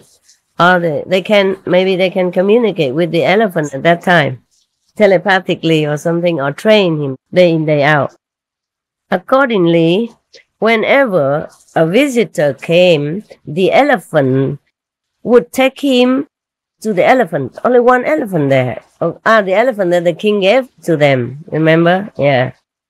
So the elephant would take him and conduct him to the house of the owner of the seat in which he had sat, and the owner of the seat would on that day perform for him all the duties of hospitality. Wow. Owner of the seat. Yeah. So the 33 youths are taking turn, whenever it came to them, they went and massage the customer, the guest. Magha planted an ebony tree. Oh, I have kind of idea, but I haven't seen one. Or maybe I've seen one, but I didn't know that was ebony in English. Ebony or ebony? Ebony tree near the hall, and built a stone seat at the foot of the ebony tree. All those who enter the hall looked at the pinnacle, read the inscription, and said, "This is the hall of goodness." Oh, her name we mentioned again and again and again. The names of the 33 youths did not appear. Joy thought to herself, the youths who built this hall resolved to deprive us of a share in the building thereof. But goodness, by her own cleverness, obtained a share. I also ought to do something. But what can I do? Joy, one of the girls, thinking to herself thus. Thereupon the following thought occurred to her. Those who come to the hall should be provided with water for drinking and water for bathing. I will have a place dug for a pool, swimming pool. Accordingly, Joy caused a bathing pool to be built. Thought to herself, the third girl, goodness has given a pinnacle and Joy has caused a bathing pool to be built. Now, what am I to do? Thereupon, the following thought occurred to her. After those who came to the hall have drunk water and bathed, they should be decked with garlands, and when they are ready to depart. I will cause a flower garden to be let out. To pluck the flower, make the garlands to put on the neck of the people. Thoughtful caused a beautiful flower garden to be let out. So many and so various were the flowers that grew therein, that it was impossible for anyone to say, such and such a flower-bearing or fruit-bearing tree does not grow in this garden. Means she has everything collected in that garden. All the plants and flowers, rare, precious, she collected them all and put them there, planted them there. Now, Well-born, the fourth girl, thought to herself, I am the daughter of the brother of the mother of Magha, and likewise the wife of Magha. The daughter of the brother of the mother of Magha, and likewise the wife of Magha. Cousin, right? So they probably marry a cousin in those days. The merit of the work he has wrought accrues to me only, and the merit of the work I have wrought. It sounds like rotten, no, wrought, like wrought iron, I have wrought accrues to him only. She's not the wife of him yet, but she was thinking she might be the wife of him. Accordingly, she did nothing but spend her time adorning herself, making herself beautiful. Man, dreaming, huh? A lot of people are like that, Don't want to sit, don't want to meditate, don't want to even keep the precepts, don't want to eat vegetarian, vegan, but want to be a Buddha. So if you think this girl, what's a crazy dreamer? Maybe she's not that crazy. Thus did Magha minister to his mother and father, honor his elders in the household. Well, yes, but okay, never mind. Speak the truth, avoid harsh words, avoid backbiting, put away avarice, I guess hatred stuff, and not become angry. Even thus did he fulfill the 7 precepts, as it is stated. If a man support his mother and father, if he honor his elders in the household, if he be gentle and friendly in conversation, if he avoid backbiting, if he steadfastly put away avarice, if he be truthful, if he conquer anger, such a man the gods of the 33 call a good man. Why? Does it need 33 gods or the Shaka god to call him a good man? We can also call him good man, right? Can we? Yeah. So simple. always drag the God into it. We humans can take care of these small things. Actually, not really, huh? Not really. It's true that sometimes the gods and the animals recognize goodness in some humans, but the humans themselves do not. So now, having attained so praiseworthy, like the 33 men that were doing a good job leveling the road so that everybody walks safely and the cart can drive smoothly. But somebody planning, and even almost succeeded in killing them, murdering them in such a terrible way. Lucky the God has eyes, and protected them. See, imagine, Imagine that. It's plain for everyone to see that the 33 of them have good hearts. Even if they didn't have good hearts, if they even did that because of ego or wanted to have fame or whatever, but it's good for people. Benefited the people who work on it, right? And even then, they didn't want anything. They didn't proclaim everywhere. So meaning they did not even want any reward. They're just doing it for heaven's sake, to have reward in heaven. Oh, we all want to, no? Yeah. But that's not ego stuff. That's spiritual stuff, which is good. So having attained so praiseworthy a state, Magha, upon reaching the end of the term of life allotted to him, was reborn in the world of the 33 as Saka, king of gods. His companions were likewise reborn there. The builder was reborn as the god Vishakama. Now at that time there were Asuras dwelling in the world of the 33, and when they learned that new gods had been reborn there, they prepared celestial drink for them to welcome. I didn't know celestial people drink even. It's probably nectar of some sort, It's not like liquid like what we have. But actually, maybe they do have. It just looks similar, but it tastes better. Because these 33 heavens are the heavens of sensual pleasure, not like non-desire heaven. So probably they have drinks and food, Yeah.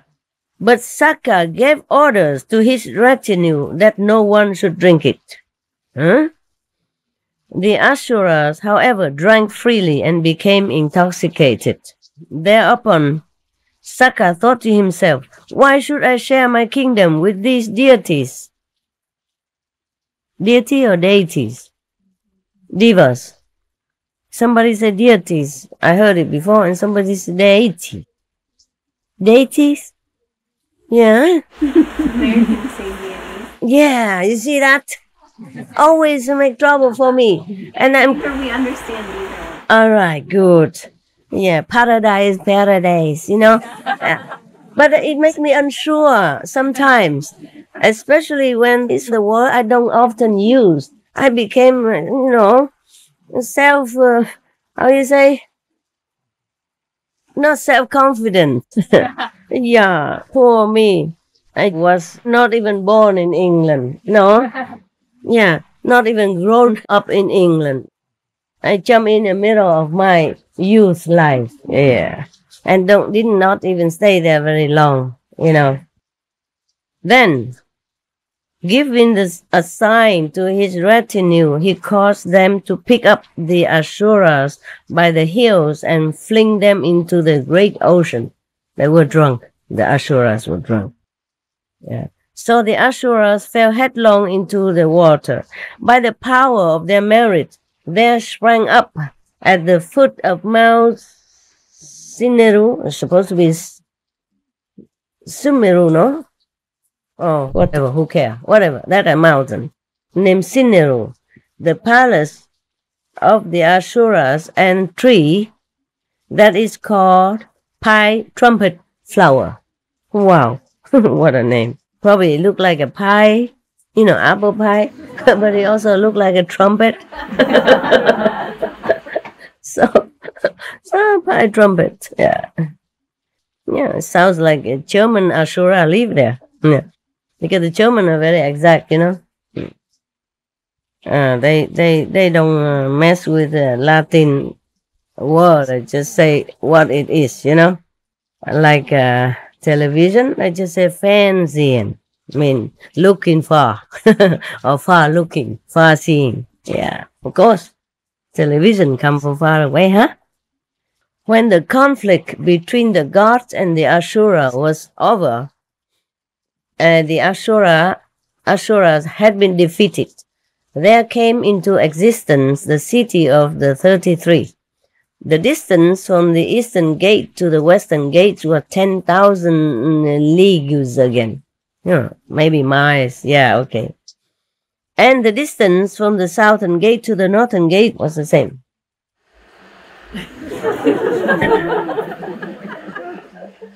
Now, this city, or at least, my voice is smooth. Like sing song, lullaby. Yeah, so I saw some people enjoying. Good. Either in samadhi or or in samagon. Now, this city was provided. It's okay. We're not really laughing at anybody. We're just laughing with anybody. We laugh at anything, right? We have nothing else to do here but sit, eat, and laugh. What a good life you have, man. What kind of holiday you having? Tell me. Where? Tell me where you can have a holiday with millions of stars and comedian free of charge, and, entertain you every day. And then, first class cook, Yeah. Sure. And then relax, Yeah, nobody hexing you around. Hexing?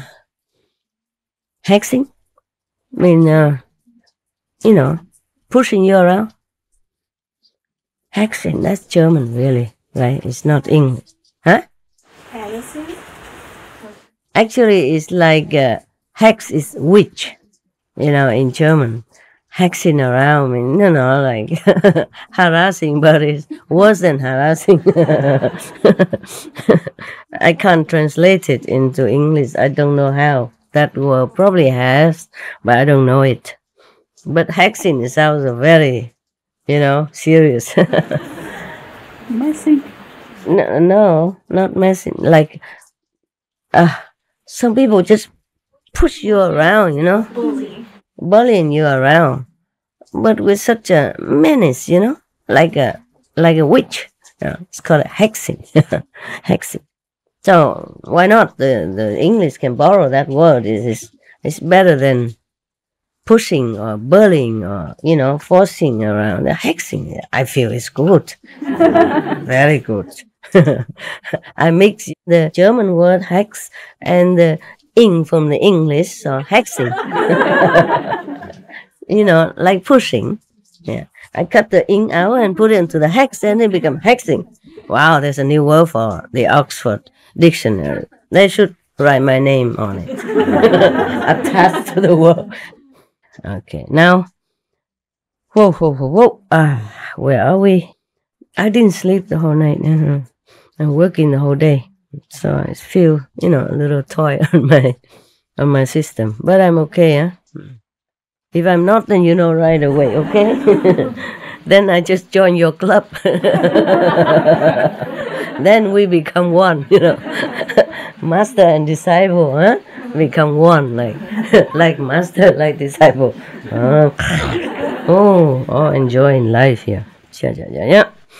This city was provided with 1,000 gates and was adorned with gardens and pools.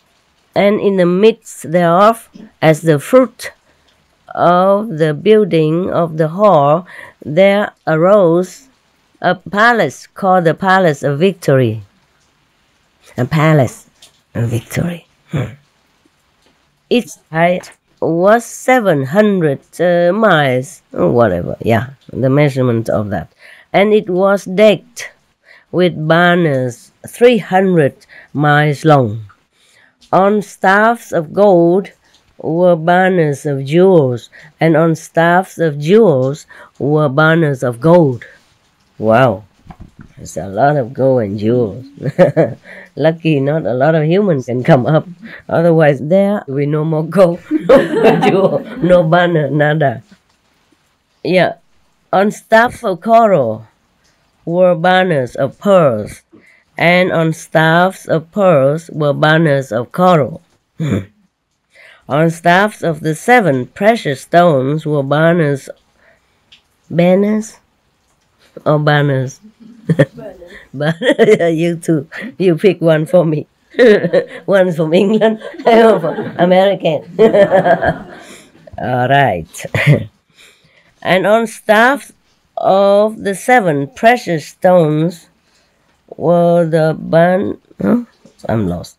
On staffs of the 7 precious stones were banners of the 7 precious stones. Such was the palace that arose as the fruit of the building of the hall. 1,000 miles was its height, and it was composed of the 7 precious stones.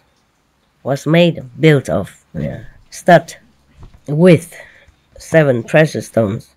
As the result of the planting of the ebony tree, there arose the coral tree. As the fruit of the planting of the ebony tree, there arose the coral tree, 100 miles in circumference. As the result of the building of the stone seat, there came into existence at the foot of the coral tree the yellow stone thorn, of a reddish yellow color like that of the jasmine flower. 60 miles in length, 50 miles in breadth, and 15 miles thick.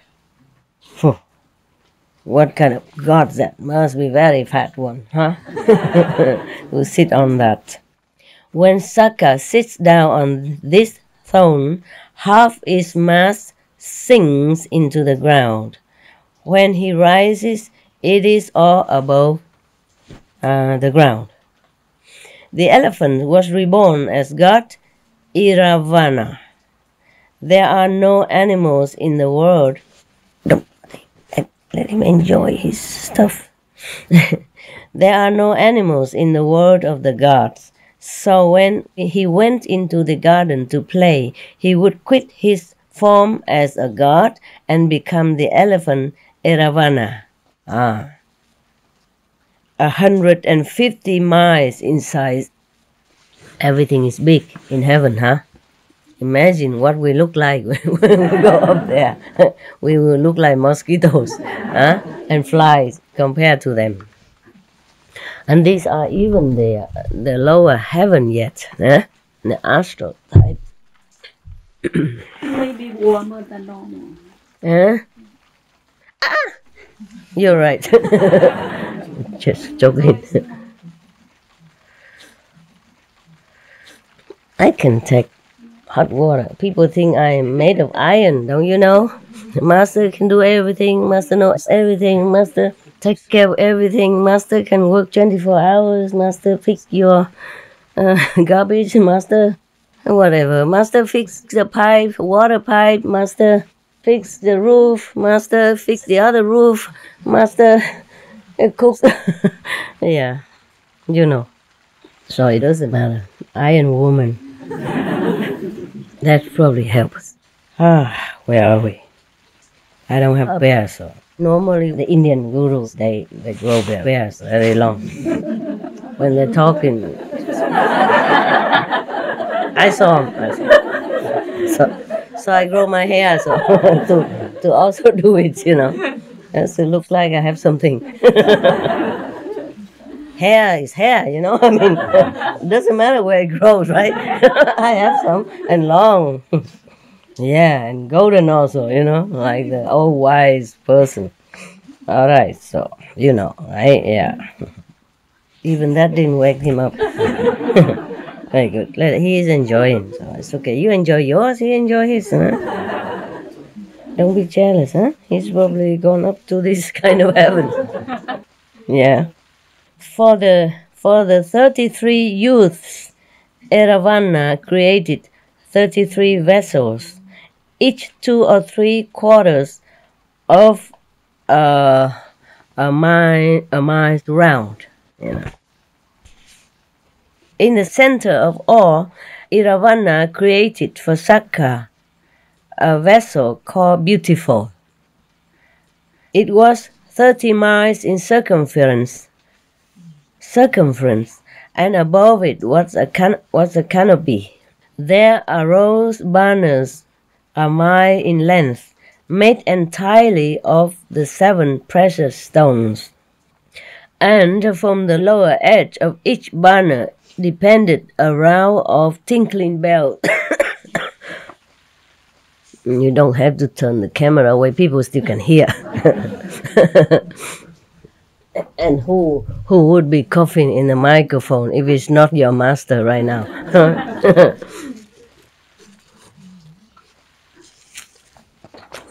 Don't worry, I'm not embarrassed. I'm too old now to be bothered about such things. Yeah.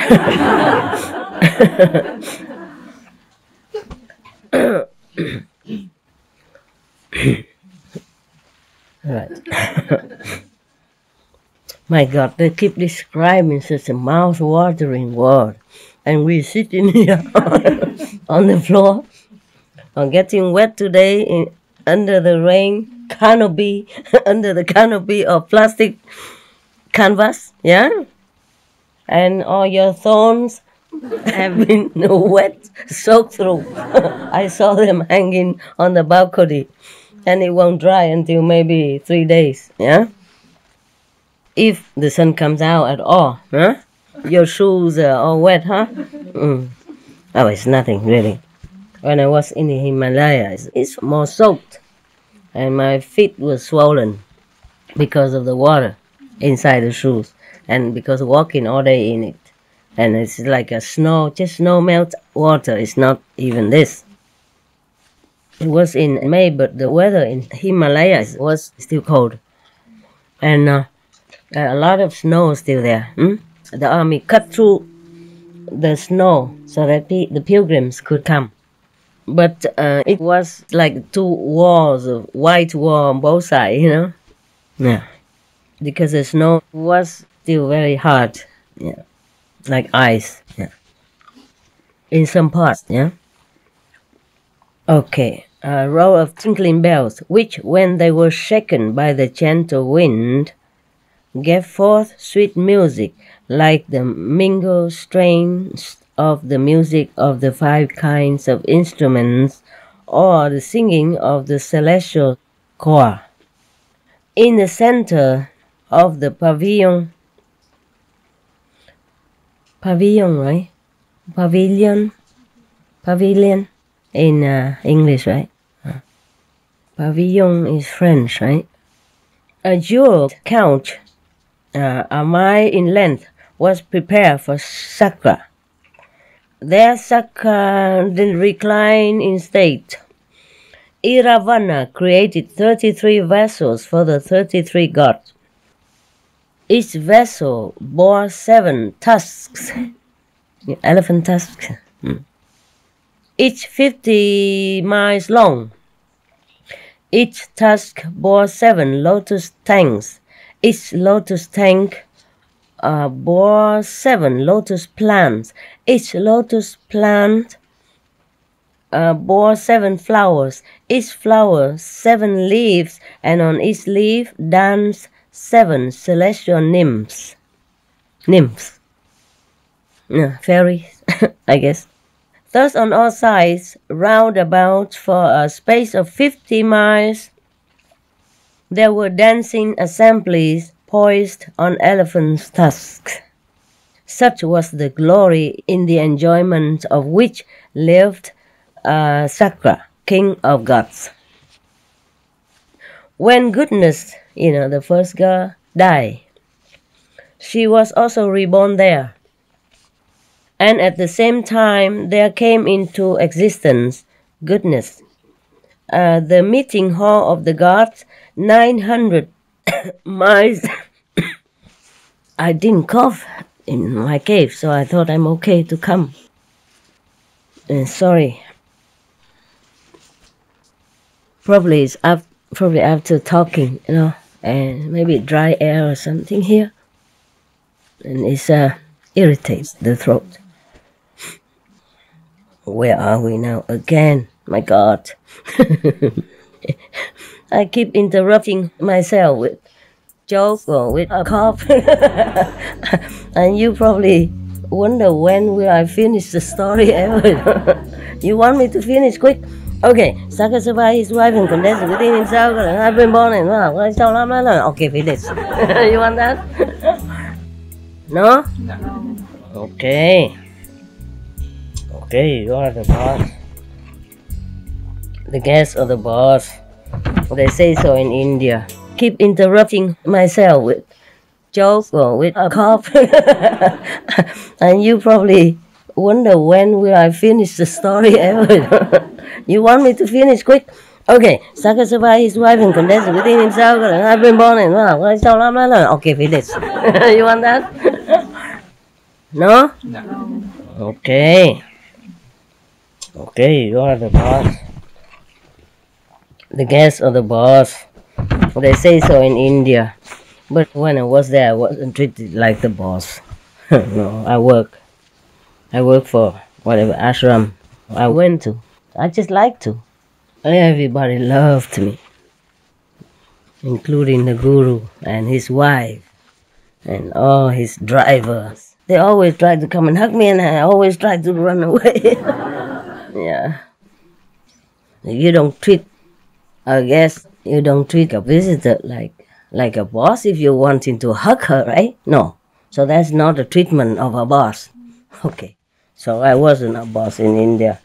I'm not complaining. I'm just telling you. 900 miles in extent, the meeting hall of the gods. The most charming of all places in that heaven. Here on the 8th day of the month, the Dharma is preached. Probably a master came, or one of the master's Dharma body, yeah? Transcendental body. Was in different places. And on the 8th day of the month, the Dharma is preached. Even today, when men behold a charming place, they would say, it is like goodness, the meeting hall of the gods. When Joy died, she also was reborn there. And at the same time, there came into existence a lotus tank called Joy, or because they have such a merit, They were helping with the hall and offering things for the people.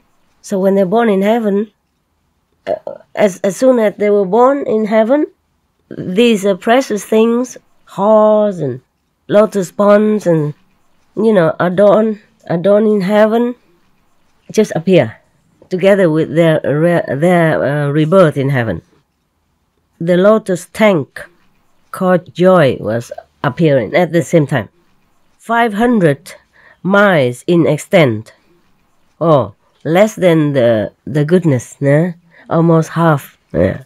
Half of the length of goodness. Maybe goodness was the first one to think about it. Or maybe she offered more, the most essential things. When Thoughtful died, she also was reborn there. And at the same time, there came into existence Thoughtful's creeper grove, 500 miles in extent. There they conducted the gods whose prognostics have appeared, till they are overcome by confusion. But when Wellborn died, she was reborn as a crane in a certain mountain cave. She offered nothing, right? Did not even try, even think that she would, possess all this. Because Prince Magha will marry her. He didn't even mention it. He probably didn't even look at her yet. Such is the fate of the selfish people. Do nothing but want the best. Always.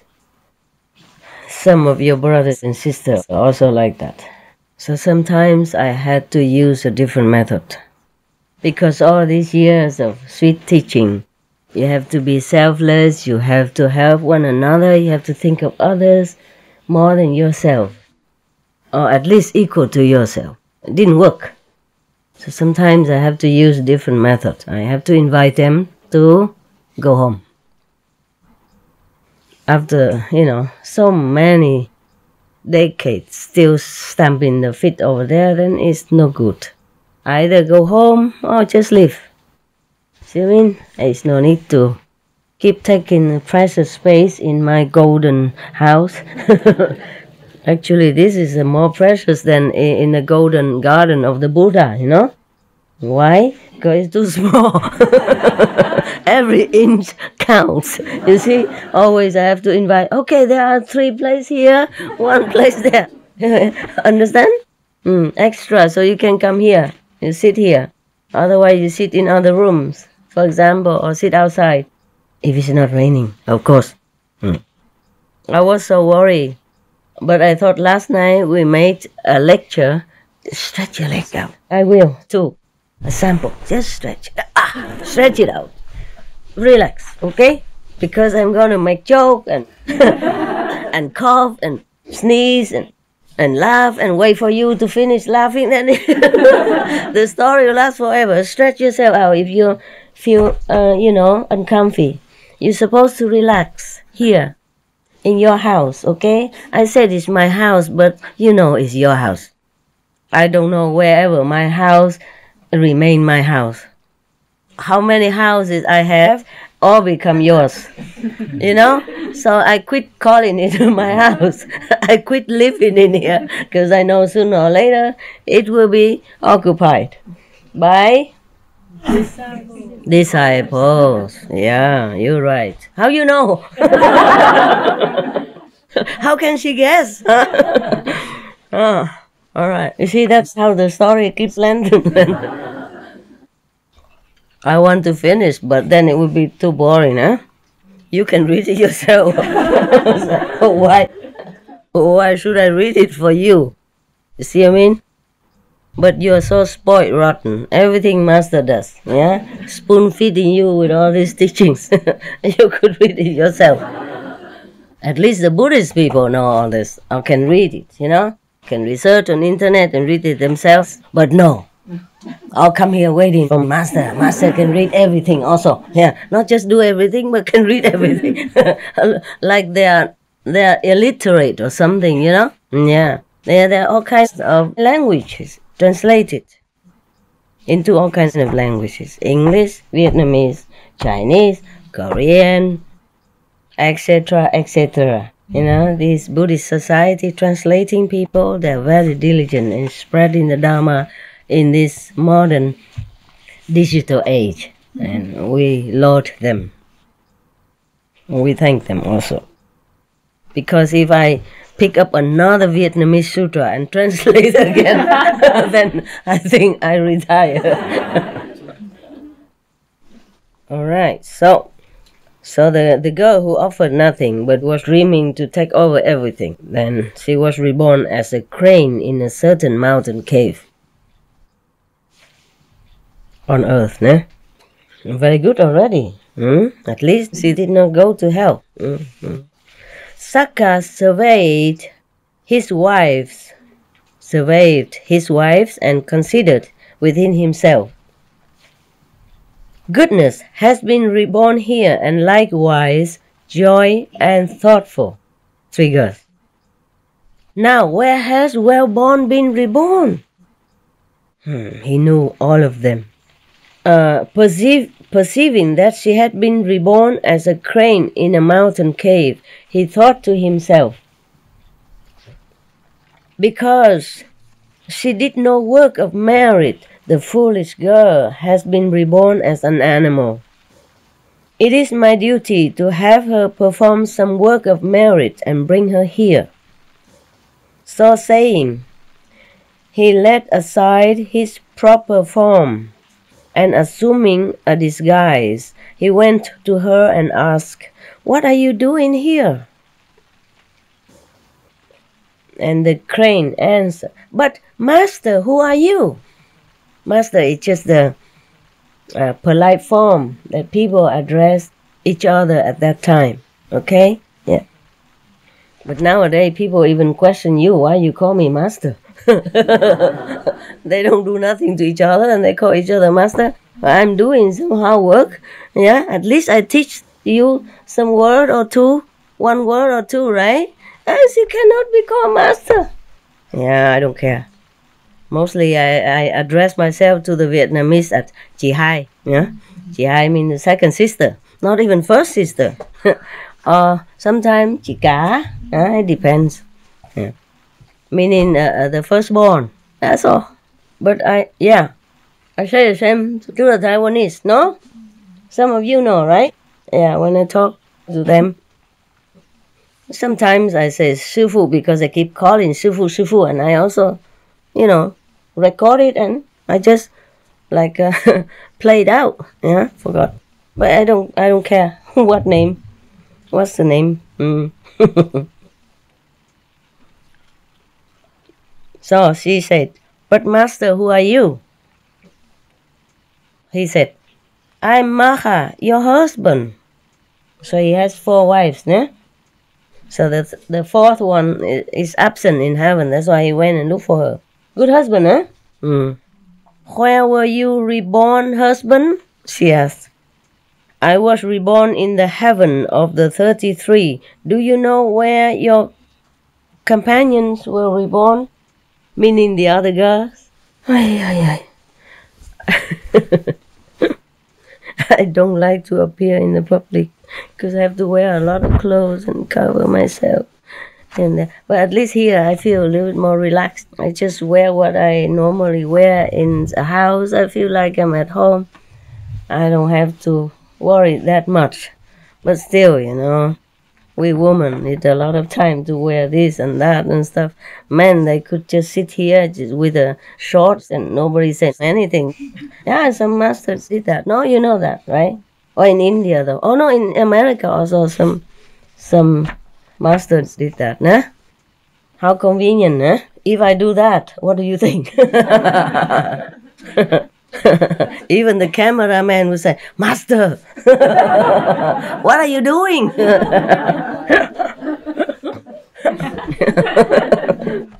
There was a film, a French film, I think. I don't remember a French film or not. The title says, "My wife is an actress," So in one of the films, the director or the script and the director demanded that the main character woman has to strip. Yeah, she refused. After they keep etching, she said, "If all the staff go without clothes while doing filming, working, whatever around here, then I'll do it." She thought nobody would do it. Everybody did. But it's not like nudist theme or anything. They cover, like a woman would wear her, these kind of bag. What you call that? Huh? The bag that you wear on the waist. You put your money, ID card, and all that. Huh? There's a special name for that bag. I also have it sometimes. Like a belt, but there's a bag in the front. Huh? A pouch. Yeah, she's wearing in the front like that. And then she's slinging something around here, equipment, camera. And the man also does similar. So I just saw like, it's supposed to be done, but nobody saw anything. It's a cheat. You know what I mean? It's funny. So it's like that, no?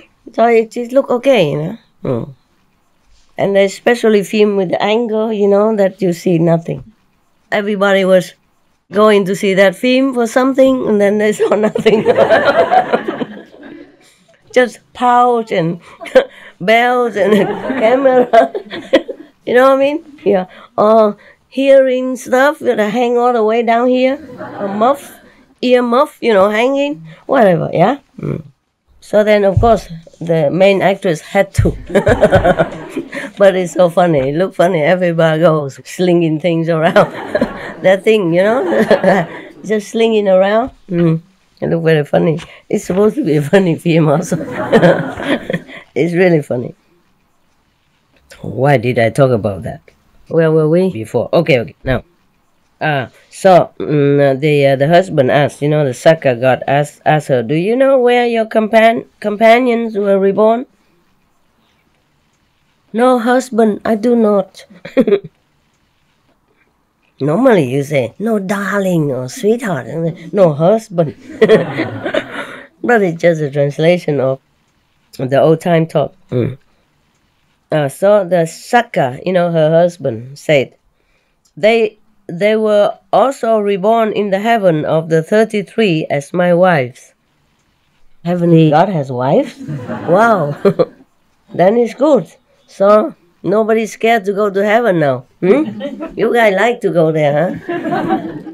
Even 4 wives. Cha-cha-cha.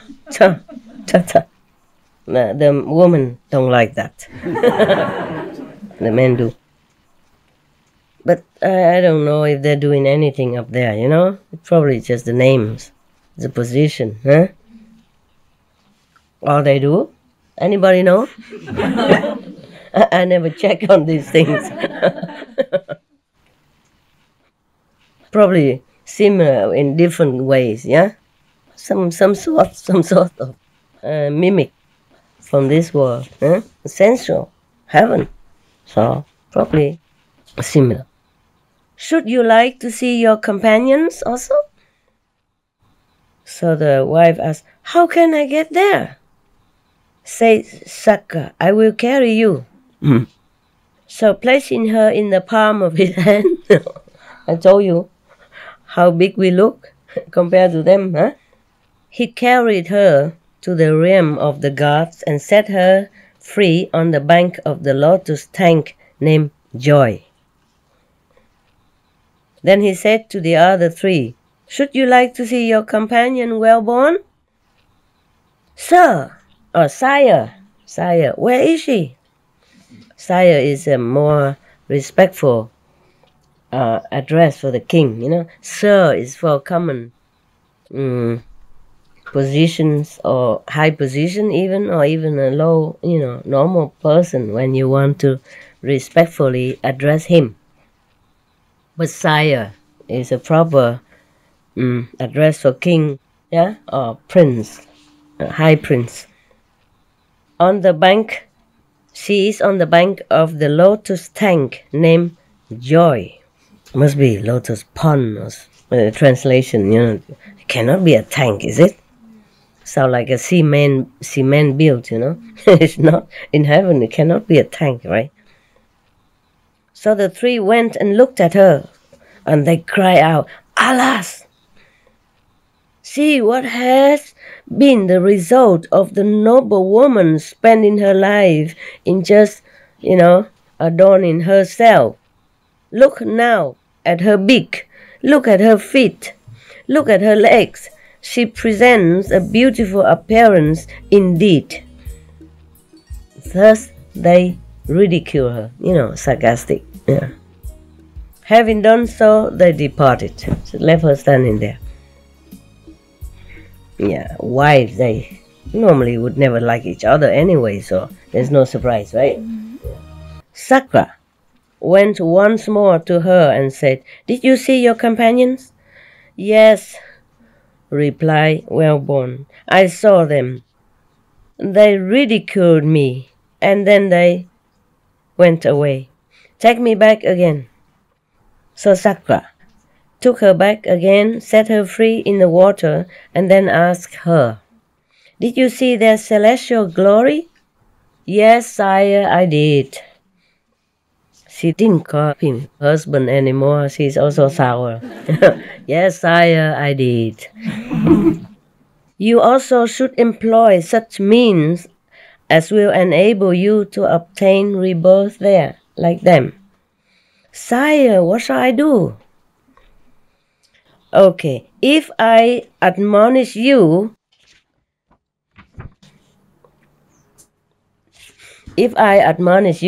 scold you, will you keep my admonition?" Or maybe just advice, yeah. "Yes, sire, I will keep your admonition." So Sakra taught her the 5 precepts. Having done so, he said to her, "Be zealous in keeping the precepts," and then he departed. Just 5 precepts.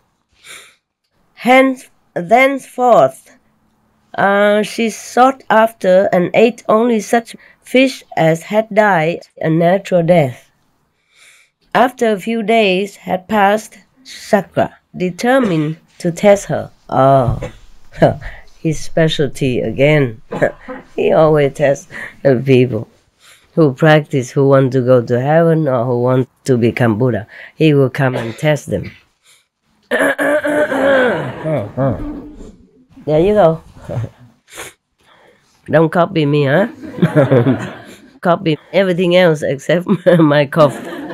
So he went, and taking the form of a fish, lay down on the surface of the sand, pretending to be dead. When she saw the fish, thinking that it was dead, she took it in her beak. Just as she was about to swallow the fish, it wriggled its tail. The instant she discovered the fish was alive, she released it in the water. Sakra waited a little while and then lay down before her on his back once more. On his back, and then lay down before her. Okay.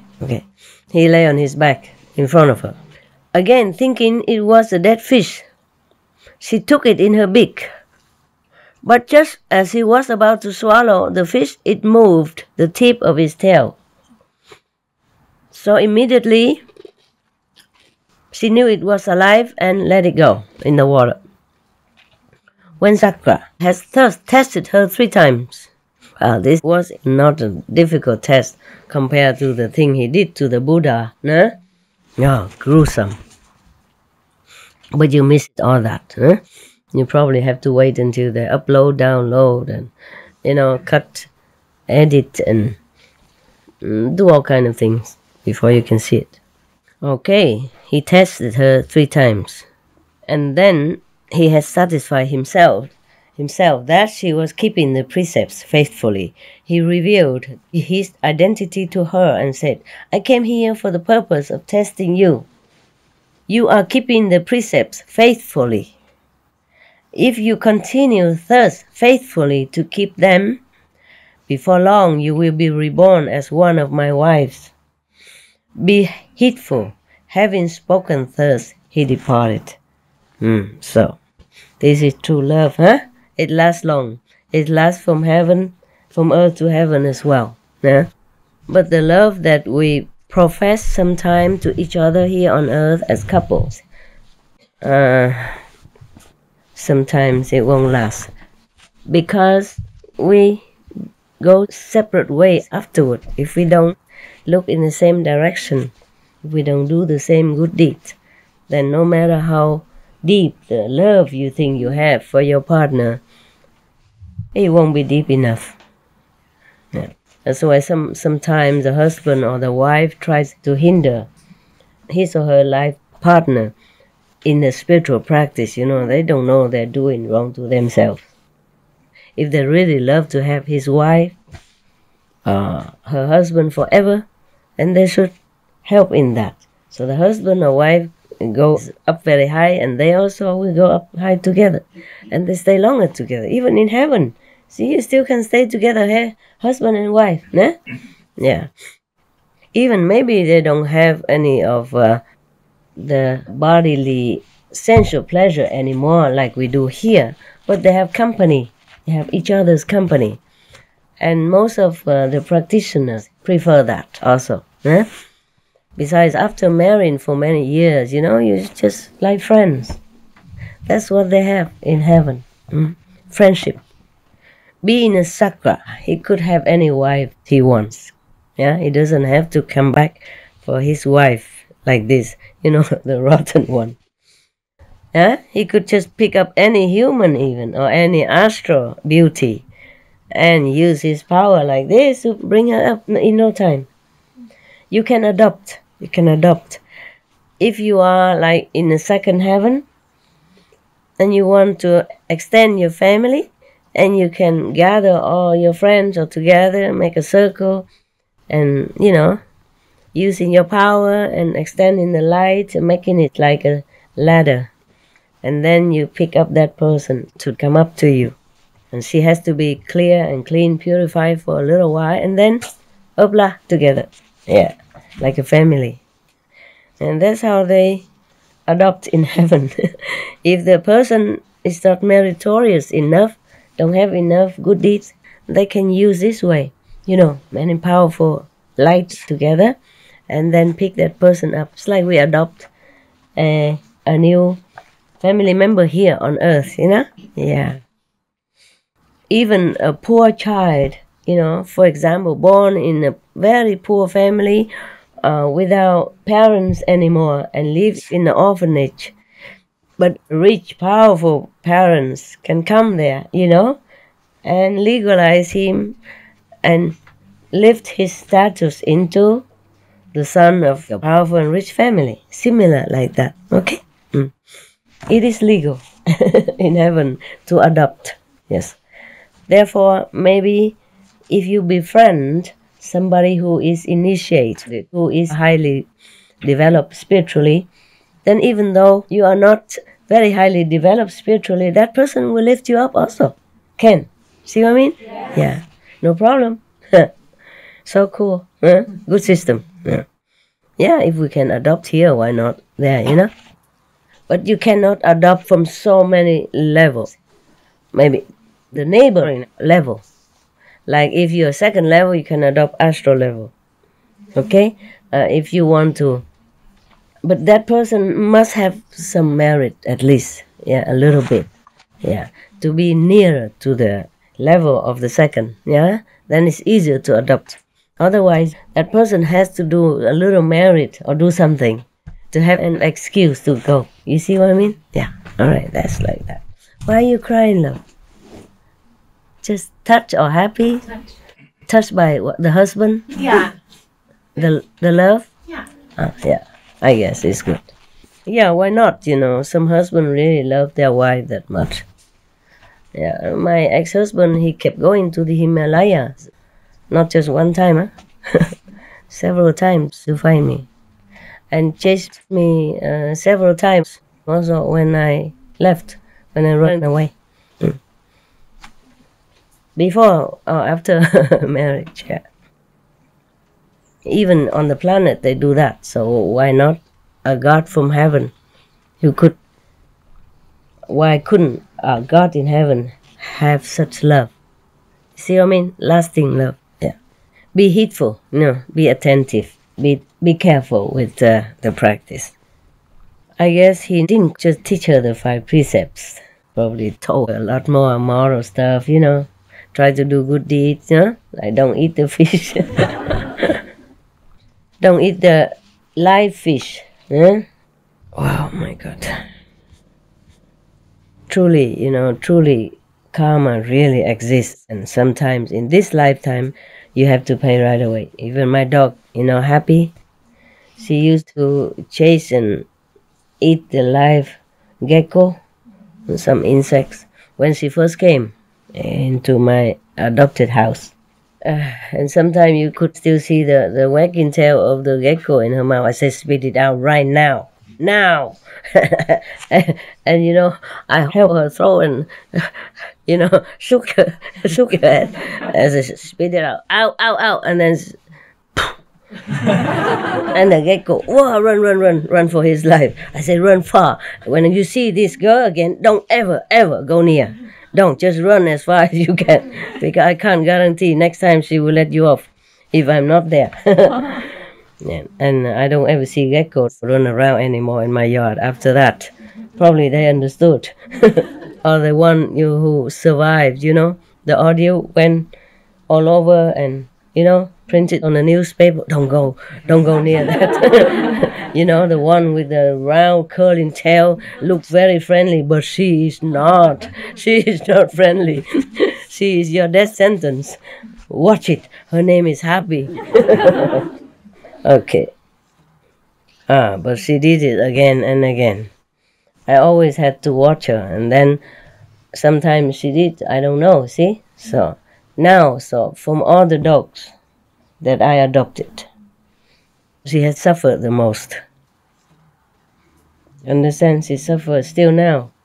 She suffers cancer. Of course, I have medicine and all that for her still, but she still had to suffer, a different part of her body. Sometimes she just broke down or something, or she fell down or something beat her, always having something on her body. Always some bump here, some sore there, some bleeding here and there all the time. I'm very busy with her, very busy. That's why if she passes, that's why you see her wearing a sock sometimes, because she's wounded there. And if we don't put the socks on, she will keep licking it, and then it keeps opening the wound again. And sometimes she has to wear this bell collar for many weeks, and it's like breaking my heart,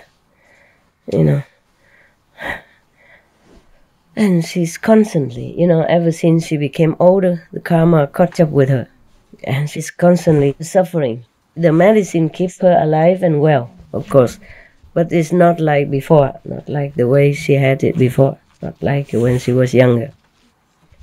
And even we went to different doctors. They said, oh, she's too old. Just, why bother? But we did not give up on her. You see, we went to different doctors. And Italian doctors, they're very kind. Very, very kind. Even so kind that they told us to, because she was sick, Yeah, so she couldn't digest well. And she loved to eat those vegan shrimps. Yeah. And when she sees it, she jump on it, eat. You can give her 3 kilos, she eat them all. So the doctor said, not too much, even though she cannot eat too much. Now she has to even slim down. The girl who loves to eat a lot now has to eat very little. What a suffering for her and for me. The one like to give a lot also now cannot give a lot. And the one who likes to eat a lot now also cannot. Both of us suffer together, And the doctor even told us to chop very fine, chop small, those vegan shrimp or vegan fishes, for her as a snacks. And other food when cooking for her as well. But she's so sick like that, still picky. Don't eat the vegan dog food, just eat the cooked food. Noodles, rice, of course vegan protein and, mix and some vegetable and fruit. Or fruit one side. She could eat the whole melon if you give her. After a meal already. Understand? So we have to ration it. Have to weigh the food even. The doctor say how much per day. It's terrible for me to watch. You know how I love to give everything, and now she cannot eat much. So the karma really caught up with her so bad. Yeah, they say even the doctor was so kind. She's lucky, If it's in another family, sometimes they just put her to sleep. Many families do that because they listen to the doctor. They say, oh, what for? She's old now. And if she has cancer, she's suffering. Don't bother, just, end her suffering and your suffering. And it's so easy to hear. And then just one injection, gone. You understand? Just like that.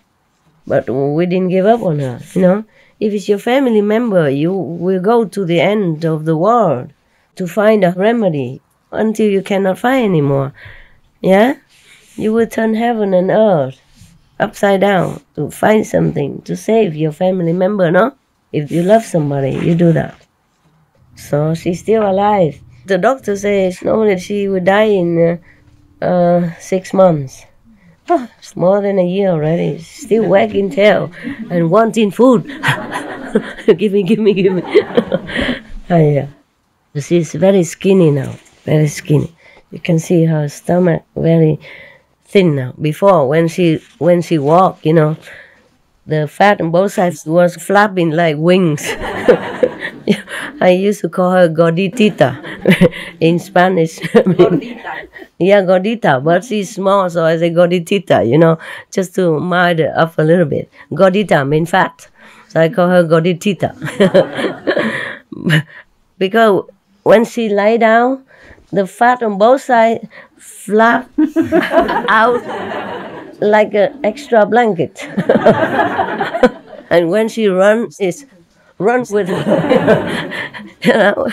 Yeah, it's like an angel's wings. Yeah.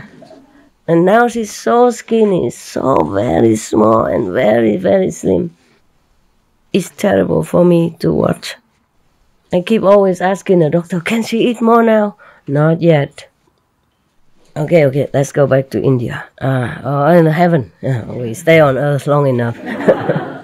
Stay even in the dog kingdom. Now we go up. He said to her, for the purpose, of testing you, you continue this way, then you will be reborn in heaven, and we will be reunited again. Yeah, husband and wife. Be heedful. Mean, take care. Yeah, take care of what he told her. Listen to what he told her. Having spoken thus, he departed, went back to heaven. Thenceforth, he used for food either fish that had died. Oh, this already done. Sorry. Oh, either had died a natural death or none at all. Even if she didn't find any fish that already died naturally, then she ate nothing. Truly keeping the precepts very well. Because like cranes or flamingos, they eat just fish, Yeah. So she cannot eat anything else, nothing else around there to eat. After only a few days had passed, she shriveled up and died. Because she didn't eat that much and sometimes ate nothing, so she died. And solely as the fruit of her virtuous conduct, she was reborn at Benares as the daughter of a potter. She's not gone to heaven yet. Not yet. Not that easy. When she was about 15 or 16 years old, Sakra considered within himself, where has she been reborn? Well, at least not as an animal. Yeah. Perceiving that she had been reborn at Benares as the daughter of a potter, he said to himself, I ought now to go to her. Wow, what a good husband, huh? He had already 3 wives, not like he's lonely or anything, and everybody loves him in heaven, not like he's bored or lack of entertainment or anything. It's a pleasure heaven. Understand? He has anything he wants. But still, such a faithful, devoted, good husband. He went again to look for her. Incredible. Wouldn't you like to have a husband like that, huh? Yeah. But maybe you would stop him. Why? Follow Master Thanh Hải, do what? Eat vegetarian nonsense. Why? Meat tastes better. More energy. Go. Don't follow her. Follow me. Both. And then both go to you know where. Okay. Yeah, some wife, obstructed the husband. Some husband obstructed the wife. That's not the way of love. True love is to let your partner be free, as long as they don't do anything bad or wrong or harming anybody else. Yeah? So you should even learn from their good example and follow that. Follow them. That is true love, nah? Looking in the same direction. If it's a good direction, of course. Nah? Okay. True love is to let your partner be free, as long as they don't do anything bad or wrong or harming anybody else. Yeah? So you should even learn from their good example and follow that. Follow them. That is true love, nah? Looking in the same direction. If it's a good direction, of course, nah? Okay. Following Master Ching Hai is a good direction or bad direction? Good direction. Very wise. One candy for you. Thank you for the bánh chưng. The dogs lapped it all up, and the assistant loved it. I had no chance today. I haven't eaten your food yet. I am so sorry. I forgot to eat, because in the morning I was too busy, and then I had to take medicine, and was so busy, so cold and hungry. The stomach feels bad after taking medicine, so the food has not arrived yet, because everybody was busy today. My assistant was busy nailing and fixing the roof together, so I did not want to ask anything. So I took the couple pieces of vegan bread, and I put some vegan spread on it and just ate that. Yeah, just to calm the stomach. And then after that, bread is swollen inside somehow, and I didn't feel hungry at all until now. I just see, because the dog was, I know he know that the Vietnamese fried sticky rice cake is there, so I came, truly it's there. So I gave some to him and some to the assistant to keep them warm, working in the cold, wet through, even with the raincoats, yeah. I was also running up and down and wet also. Because the path is so small, the umbrella doesn't always pass, And if I try to make the umbrella smaller by reducing it from inside, then all the water shook on me also. Silly woman. So I forgot that I haven't eaten anything until now. I mean, since the morning. Because today everybody's busy, So I thought maybe she's also busy helping everybody. So I didn't want to bother. Yeah, so I thought anything just to calm the stomach, and then I can eat later. And then I forgot, because I've been working on my roof. I have to clean the house also. And then we jump onto the dog's hut, and etc., etc. And the house is always messy because of rain, and there's always something to do. And the dog brings in all these thorns and shake it all over my house again. Because I open the door, let him in and out because it's raining. And then I have to work again. And when you're working, you forget, you forget to eat, yeah. But I will, okay? I share with them these spring rolls, summer rolls, and they ate the sticky cake already. I will eat the rest or some later. Where are we now? But thank you anyway, huh? Thank you. Okay, so filling a cart with the 7 kinds of precious stones and disguising himself as cucumbers, he drove into the city of Benares. How can a cucumber drive himself with a cart full of gold? Probably a cucumber seller or something. I don't know, I have to read on. I haven't read the story. But I just read some before, and I knew it's going to be a good story. Not like the other book. I read most of the stories before I read it to you. I choose. Because I read some, they're so gruesome, so I didn't want to take a chance, Therefore, I read most of all the stories I read to you. This, I have not had a chance yet. It's new. And then I was sick, I don't feel like reading much. So I didn't check, but I knew it's going to be a good story, because I just read some, I was just turning the pages knowing that it explained to people what kind of precepts you keep and what kind of merit you have, and how charitable deed will bring you heavenly fruit, heavenly birth, yeah? Etc., etc. So I knew it's going to be a good story, so I didn't have to check it. So I don't know why filling a cart with 7 kinds of precious stones. No. The stones, precious stone disguised as cucumbers. Not him. He drove into the city. Sometimes I didn't write it very clearly, Yeah. He drove into the city of Benares. Come, get cucumbers, he cried loud. as he entered the street. But when people came to him with coins in their hands, he said, I do not part with my cucumbers for a price. He said, come get cucumbers when people came to buy things. On what terms do you part with them then? They asked. I give them to the woman that keeps the precepts. He replied, Master, what do you mean by precepts? Are they black or brown or some other color? How wise, huh? Imagine people didn't even know what precepts are in that day. Many people still don't know nowadays, huh? Yeah. Sometimes they think they're Christians or they think they're Buddhists, but they don't really keep precepts. Because if you do keep 5 precepts only, then you don't eat animals, because thou shalt not kill, thou shalt not harm others. And if you eat the fish or the animals, that means you're harming them, either directly or indirectly. Because if you don't eat, people don't kill for you. Huh?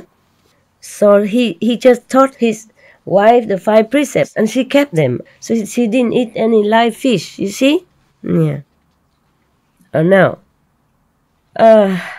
so the Sakra, in the form of a vendor, said, you don't even know what precepts are?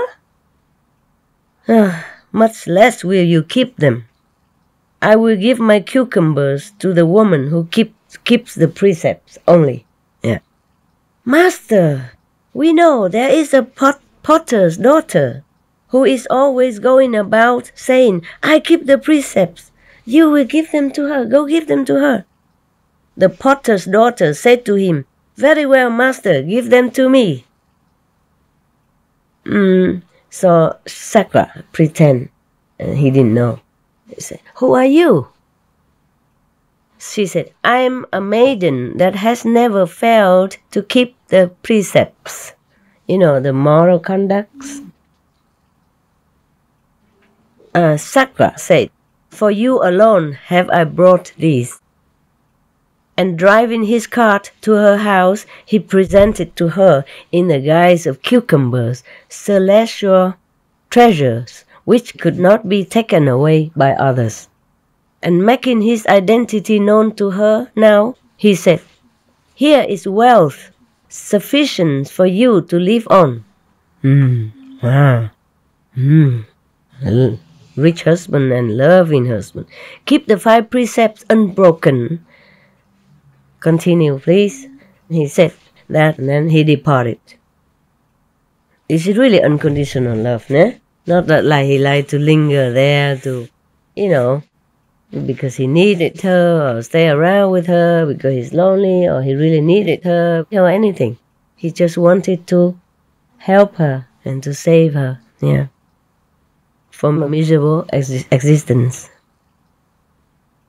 Okay. At the end of her existence as a potter's daughter, she was reborn in the world of the Asuras as the daughter of Vipasiti, king of Asuras. It's already promoted, upgraded, but still far away from her husband's kingdom yet. God. Miserable lot.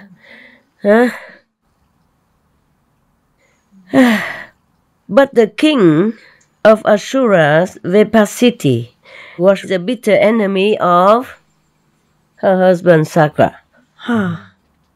Since she had kept the precepts in the 2 successive existences, she was fair of form, beautiful. Her skin was of a golden color, and she was endowed with beauty and comeliness, the like of which had never been seen. Vipasiti, king of Asuras, said to all the Asura princes who sought her in marriage, you are not fit to marry my daughter. He said to all of them. Yeah, typical father, no? Yeah. But also she was so beautiful, too beautiful. Having thus refused to give her in marriage to any of the Asura princes, He said, "My daughter shall choose for herself such a husband as she sees fit." Wow, very liberal father, huh?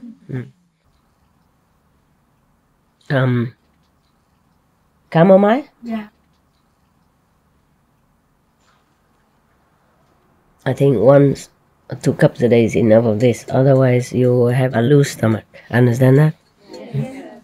But it's good to cleanse up. It's okay.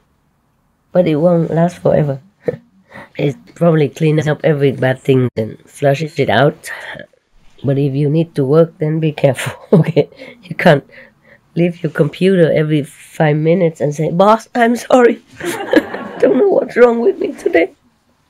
If you drink every day, then you could drink probably gradually a lot more until you use it. But if you drink only now and then for some health reason, then be careful, huh? All right. So saying, he assembled the host of Asuras. You know Asuras word? Huh? The first word? Yeah? The one without shadow? Understand? That one.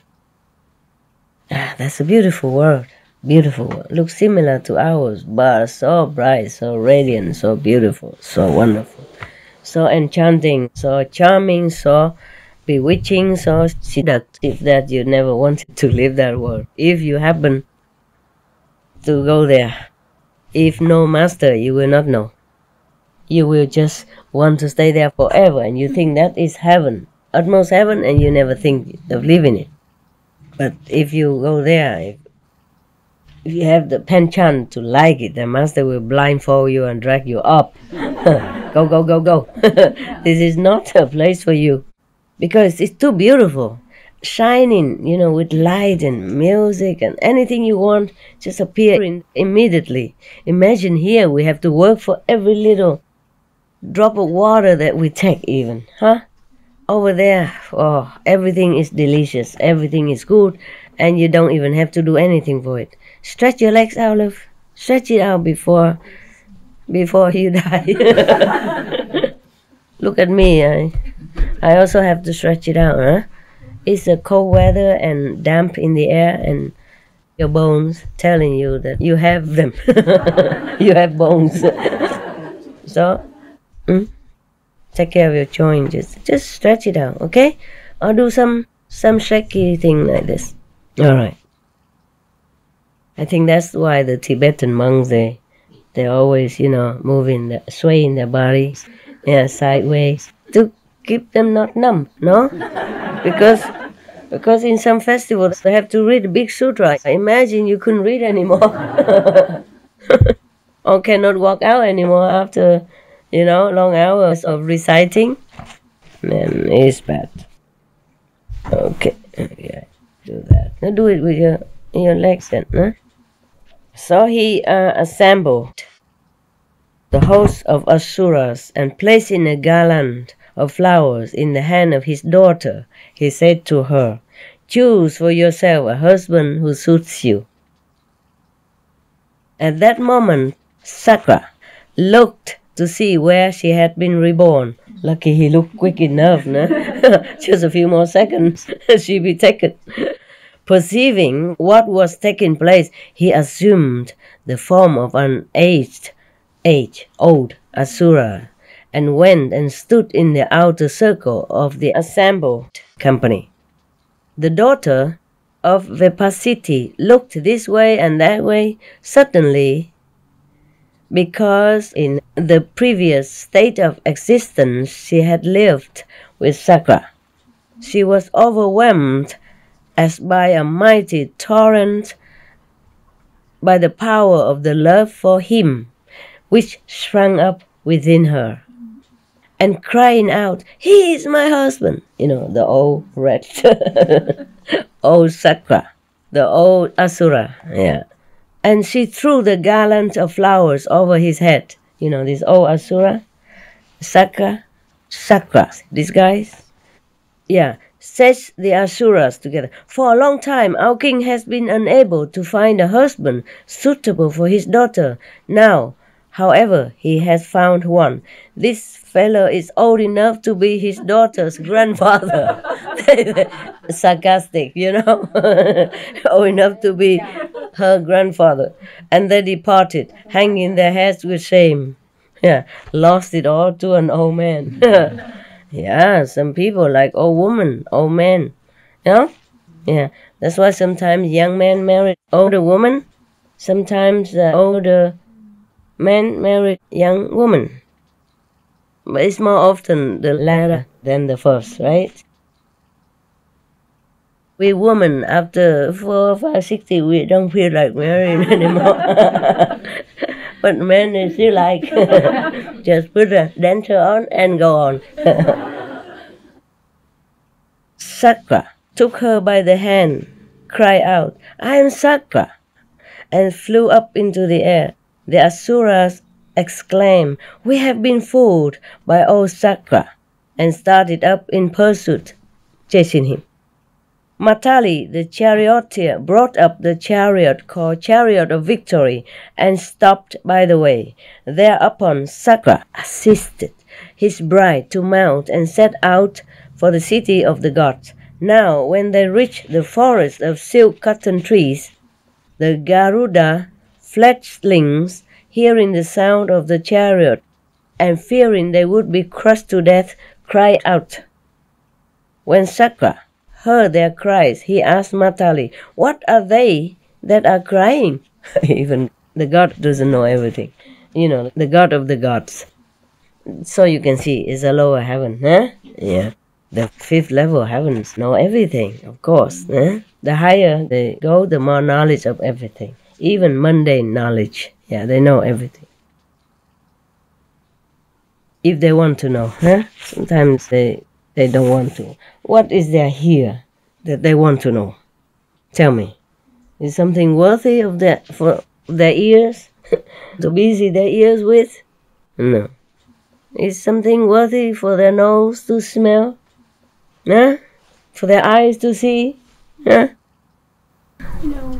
Yeah, an old woman sitting here with her feet on the table, wagging her toes and talking nonsense. And the whole assembly also laughing at nonsense. Yeah, nothing much. The best is like this already, you know, imagine. Imagine the rest. How would he like to see anything? No, I'm just joking. The gods are listening. Whenever we have a lecturing or assembly like this, they always come around. Yeah, they love very much. They love this kind of talk. More than humans. They appreciate it more because they truly understand the power of the spoken words of the sutra and of whoever respectfully recite it. Yeah, not necessarily even a high master. They like it because it makes them feel elated, happy, and extends their merit so that they can live even longer in heaven. They can stay as a god longer, so that the flowers on their heads will not wither so quickly. They won't die that quick. Yeah, and they have more power, more youth, more vigor, more happiness. Whenever we have lecturing or assemblies like this, they always come around. Yeah, they love very much. They love this kind of talk. More than humans. They appreciate it more because they truly understand the power of the spoken words of the sutra and of whoever respectfully recite it. Yeah, not necessarily even a high master. They like it because it makes them feel elated, happy, and extends their merit so that they can live even longer in heaven. They can stay as a god longer, so that the flowers on their heads will not wither so quickly. They won't die that quick. Yeah, and they have more power, more youth, more vigor, more happiness. Not because of that, but they respect the holy words of the ancient masters or present masters. Yeah. That's why sometimes you saw our whole place is radiant with golden light, bright rainbow light, because the gods, they throw in light, they throw in flowers in the form of what we see as light, just to make offering. Yeah. Sometimes they have music. So sometimes in such assembly or after this discourse, you hear your inner sound becomes louder. Yeah, because of their blessing. They're joyful.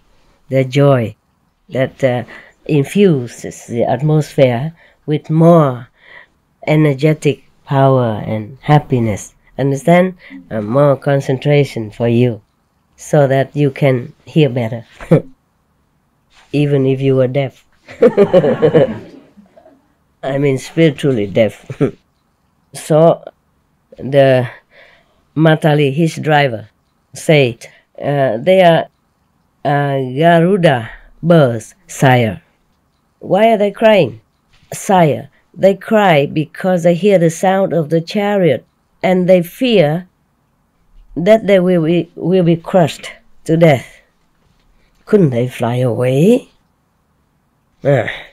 So the Sakra god said to his driver, "Oh, we should be careful so that such a numerous host will not perish, or be crushed by the impact of the chariot." Oh, I guess they couldn't fly quickly enough because the chariot is faster than them. Number one. Number two, the chariot, you know how many, tens or 50 miles long in length and etc. And then imagine how big it is. It's probably fill up the sky if they came here, if we can see it. Yeah, but they will make it smaller if the space is smaller. But the thing is, in heaven they just keep as is. And if the flock of birds is nearby there, they're probably too fast to try to avoid it. So let not so numerous a host perish, crushed by the impact of the chariot because of me alone, he said. Sakra, yeah. Cause the chariot to turn back. U-turn. Thereupon, Matali gave the sign with the lash to the 1,000 singed horses, heavenly horses, and caused the chariot to turn back. When the Asuras saw that the chariot had turned back abruptly, they said, "Oh, Sakra started out in flight from the city of the Asuras, but has just caused his chariot to turn back. Doubtless he has received reinforcements." So the Asura was frightened, thinking that he was having backup coming, because he suddenly abruptly turned, It's not likely why anyone would do that. When he was fleeing from the enemies, why suddenly he abruptly turned back? So it shows that this Sakra god is very merciful. There are different kinds of Sakra gods. Yeah, they have the same merit. They might inherit the same throne, but they might not always have the same character or loving kindness like this one. So, for the sake of the birds in heaven, he abruptly turned his chariot like that, knowing that he will face the enemy, who is in hot pursuit at his heels. Understand?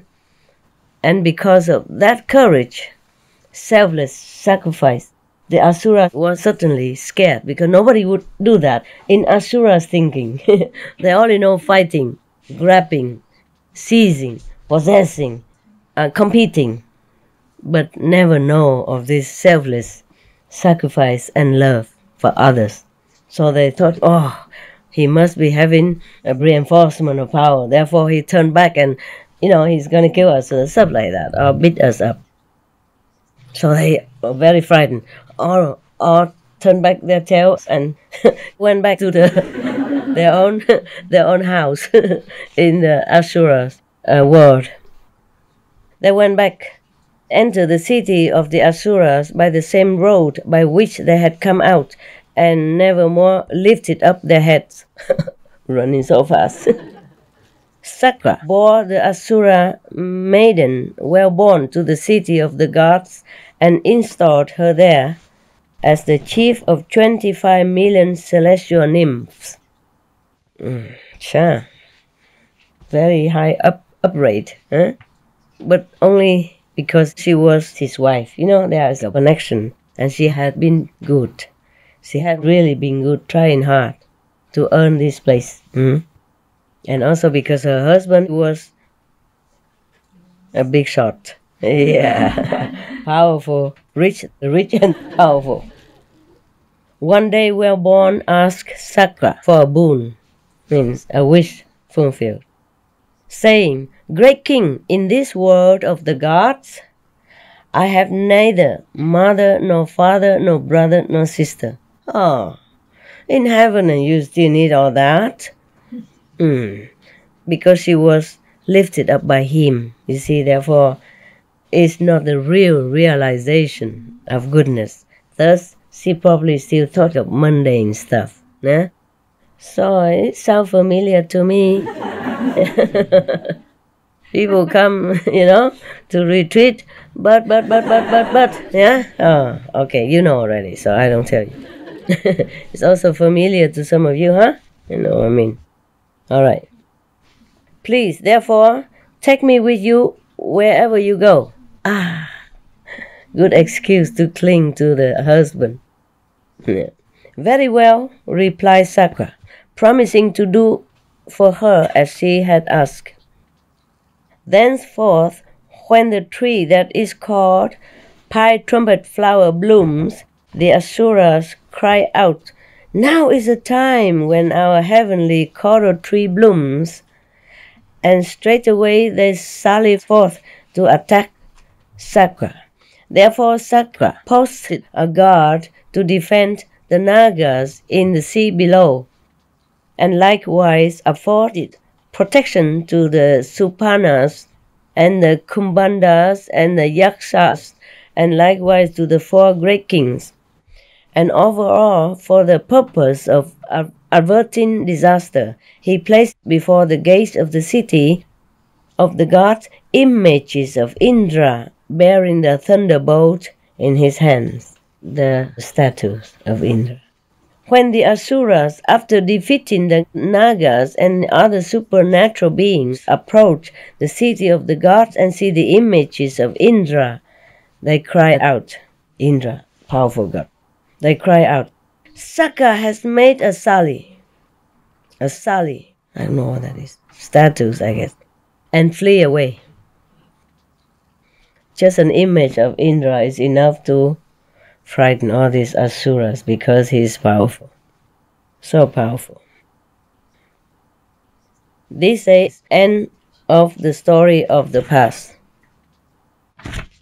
Not yet. A few more words. Thus, Mahali, Prince Magha, adopted the way of heedfulness, means one-pointedness, concentration, one-pointed contemplation, Because he was so heedful, he obtained such sovereignty, so exalted, and came to rule over the 2 worlds of the gods. Heedfulness is praised by the Buddhas and by others likewise, for it is through heedfulness that all attain the higher attainments, both those that are worldly and those that transcend all worlds. So saying, he pronounced the following stanza. Oh God, I hope this is not a continuation. I don't think so. He heard. Buddha recited 4 stanzas. A stanza. Heedfulness is always praised. Heedlessness is ever blamed. By heedfulness did Magha go to the lordship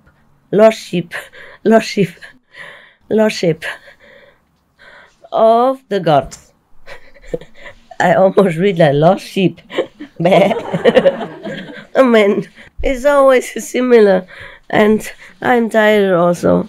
Okay, it's the end. I mean, whatever, if it's not the end, I end it here.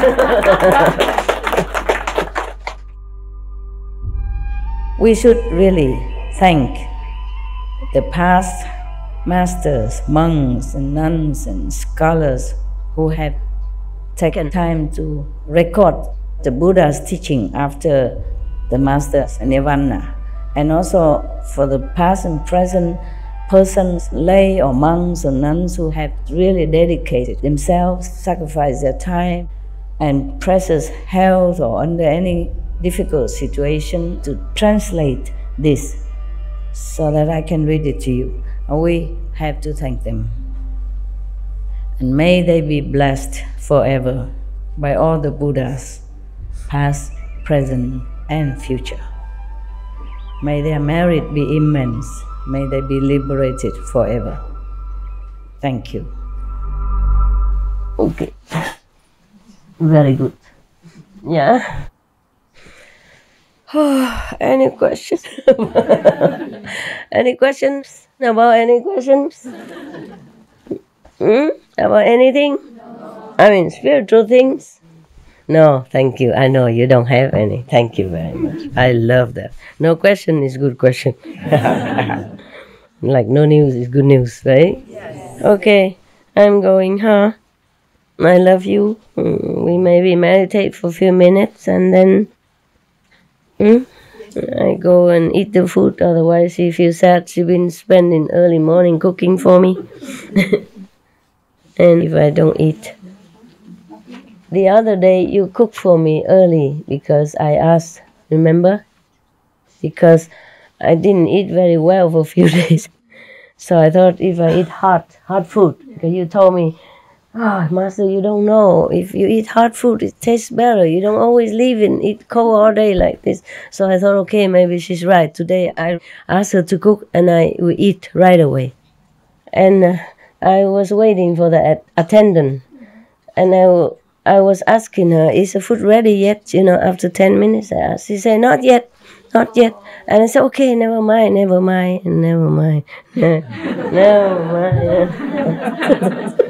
And I didn't even know. And when I woke up, it's many hours past already, and the food's gone cold again. Sorry. I did try. I did listen to your advice, and I did try. But just waiting for 10, 15 minutes, I collapsed meanwhile. I didn't know anything, truly. So I ate cold again. So maybe it's just my destiny to eat cold. Even if I try, I can't. All right, huh? Yeah. But I told you make it simple. Yes. But you always, no, you make more than what I asked. I say just some spring roll and don't even need salad because I have some salad left over. No, you made bigger bowl of salad, new. Of course, she's kind. She thinks, why Master have to eat old and maybe rotten here and there. So she made a new salad. And by the way, just a little more fried sticky rice, it won't hurt her. And then, by the way, just a little more soup, it won't hurt her either. And by the way, actually, I make it in 10 minutes, but she have to wait for something else. Oh, yeah? Yeah. Okay, I don't know, more or less. And then, this is the thing. Yeah, this is my destiny, I told you. Nhiều khi đi nó cũng hơi không ổn nha. Để nằm xuống là luôn rồi á. Không sao đâu, chết chóc gì đâu. Đâu mà có phước báo lớn như chết lẹ vậy, hiểu chưa? Thôi quý vị. Thôi, I go nha. You meditate, okay? I will meditate, okay? I need to go take something for the stomach. I feel sour. Cảm ơn quý vị nha. Cảm ơn mấy doctor, mấy bà bác sĩ.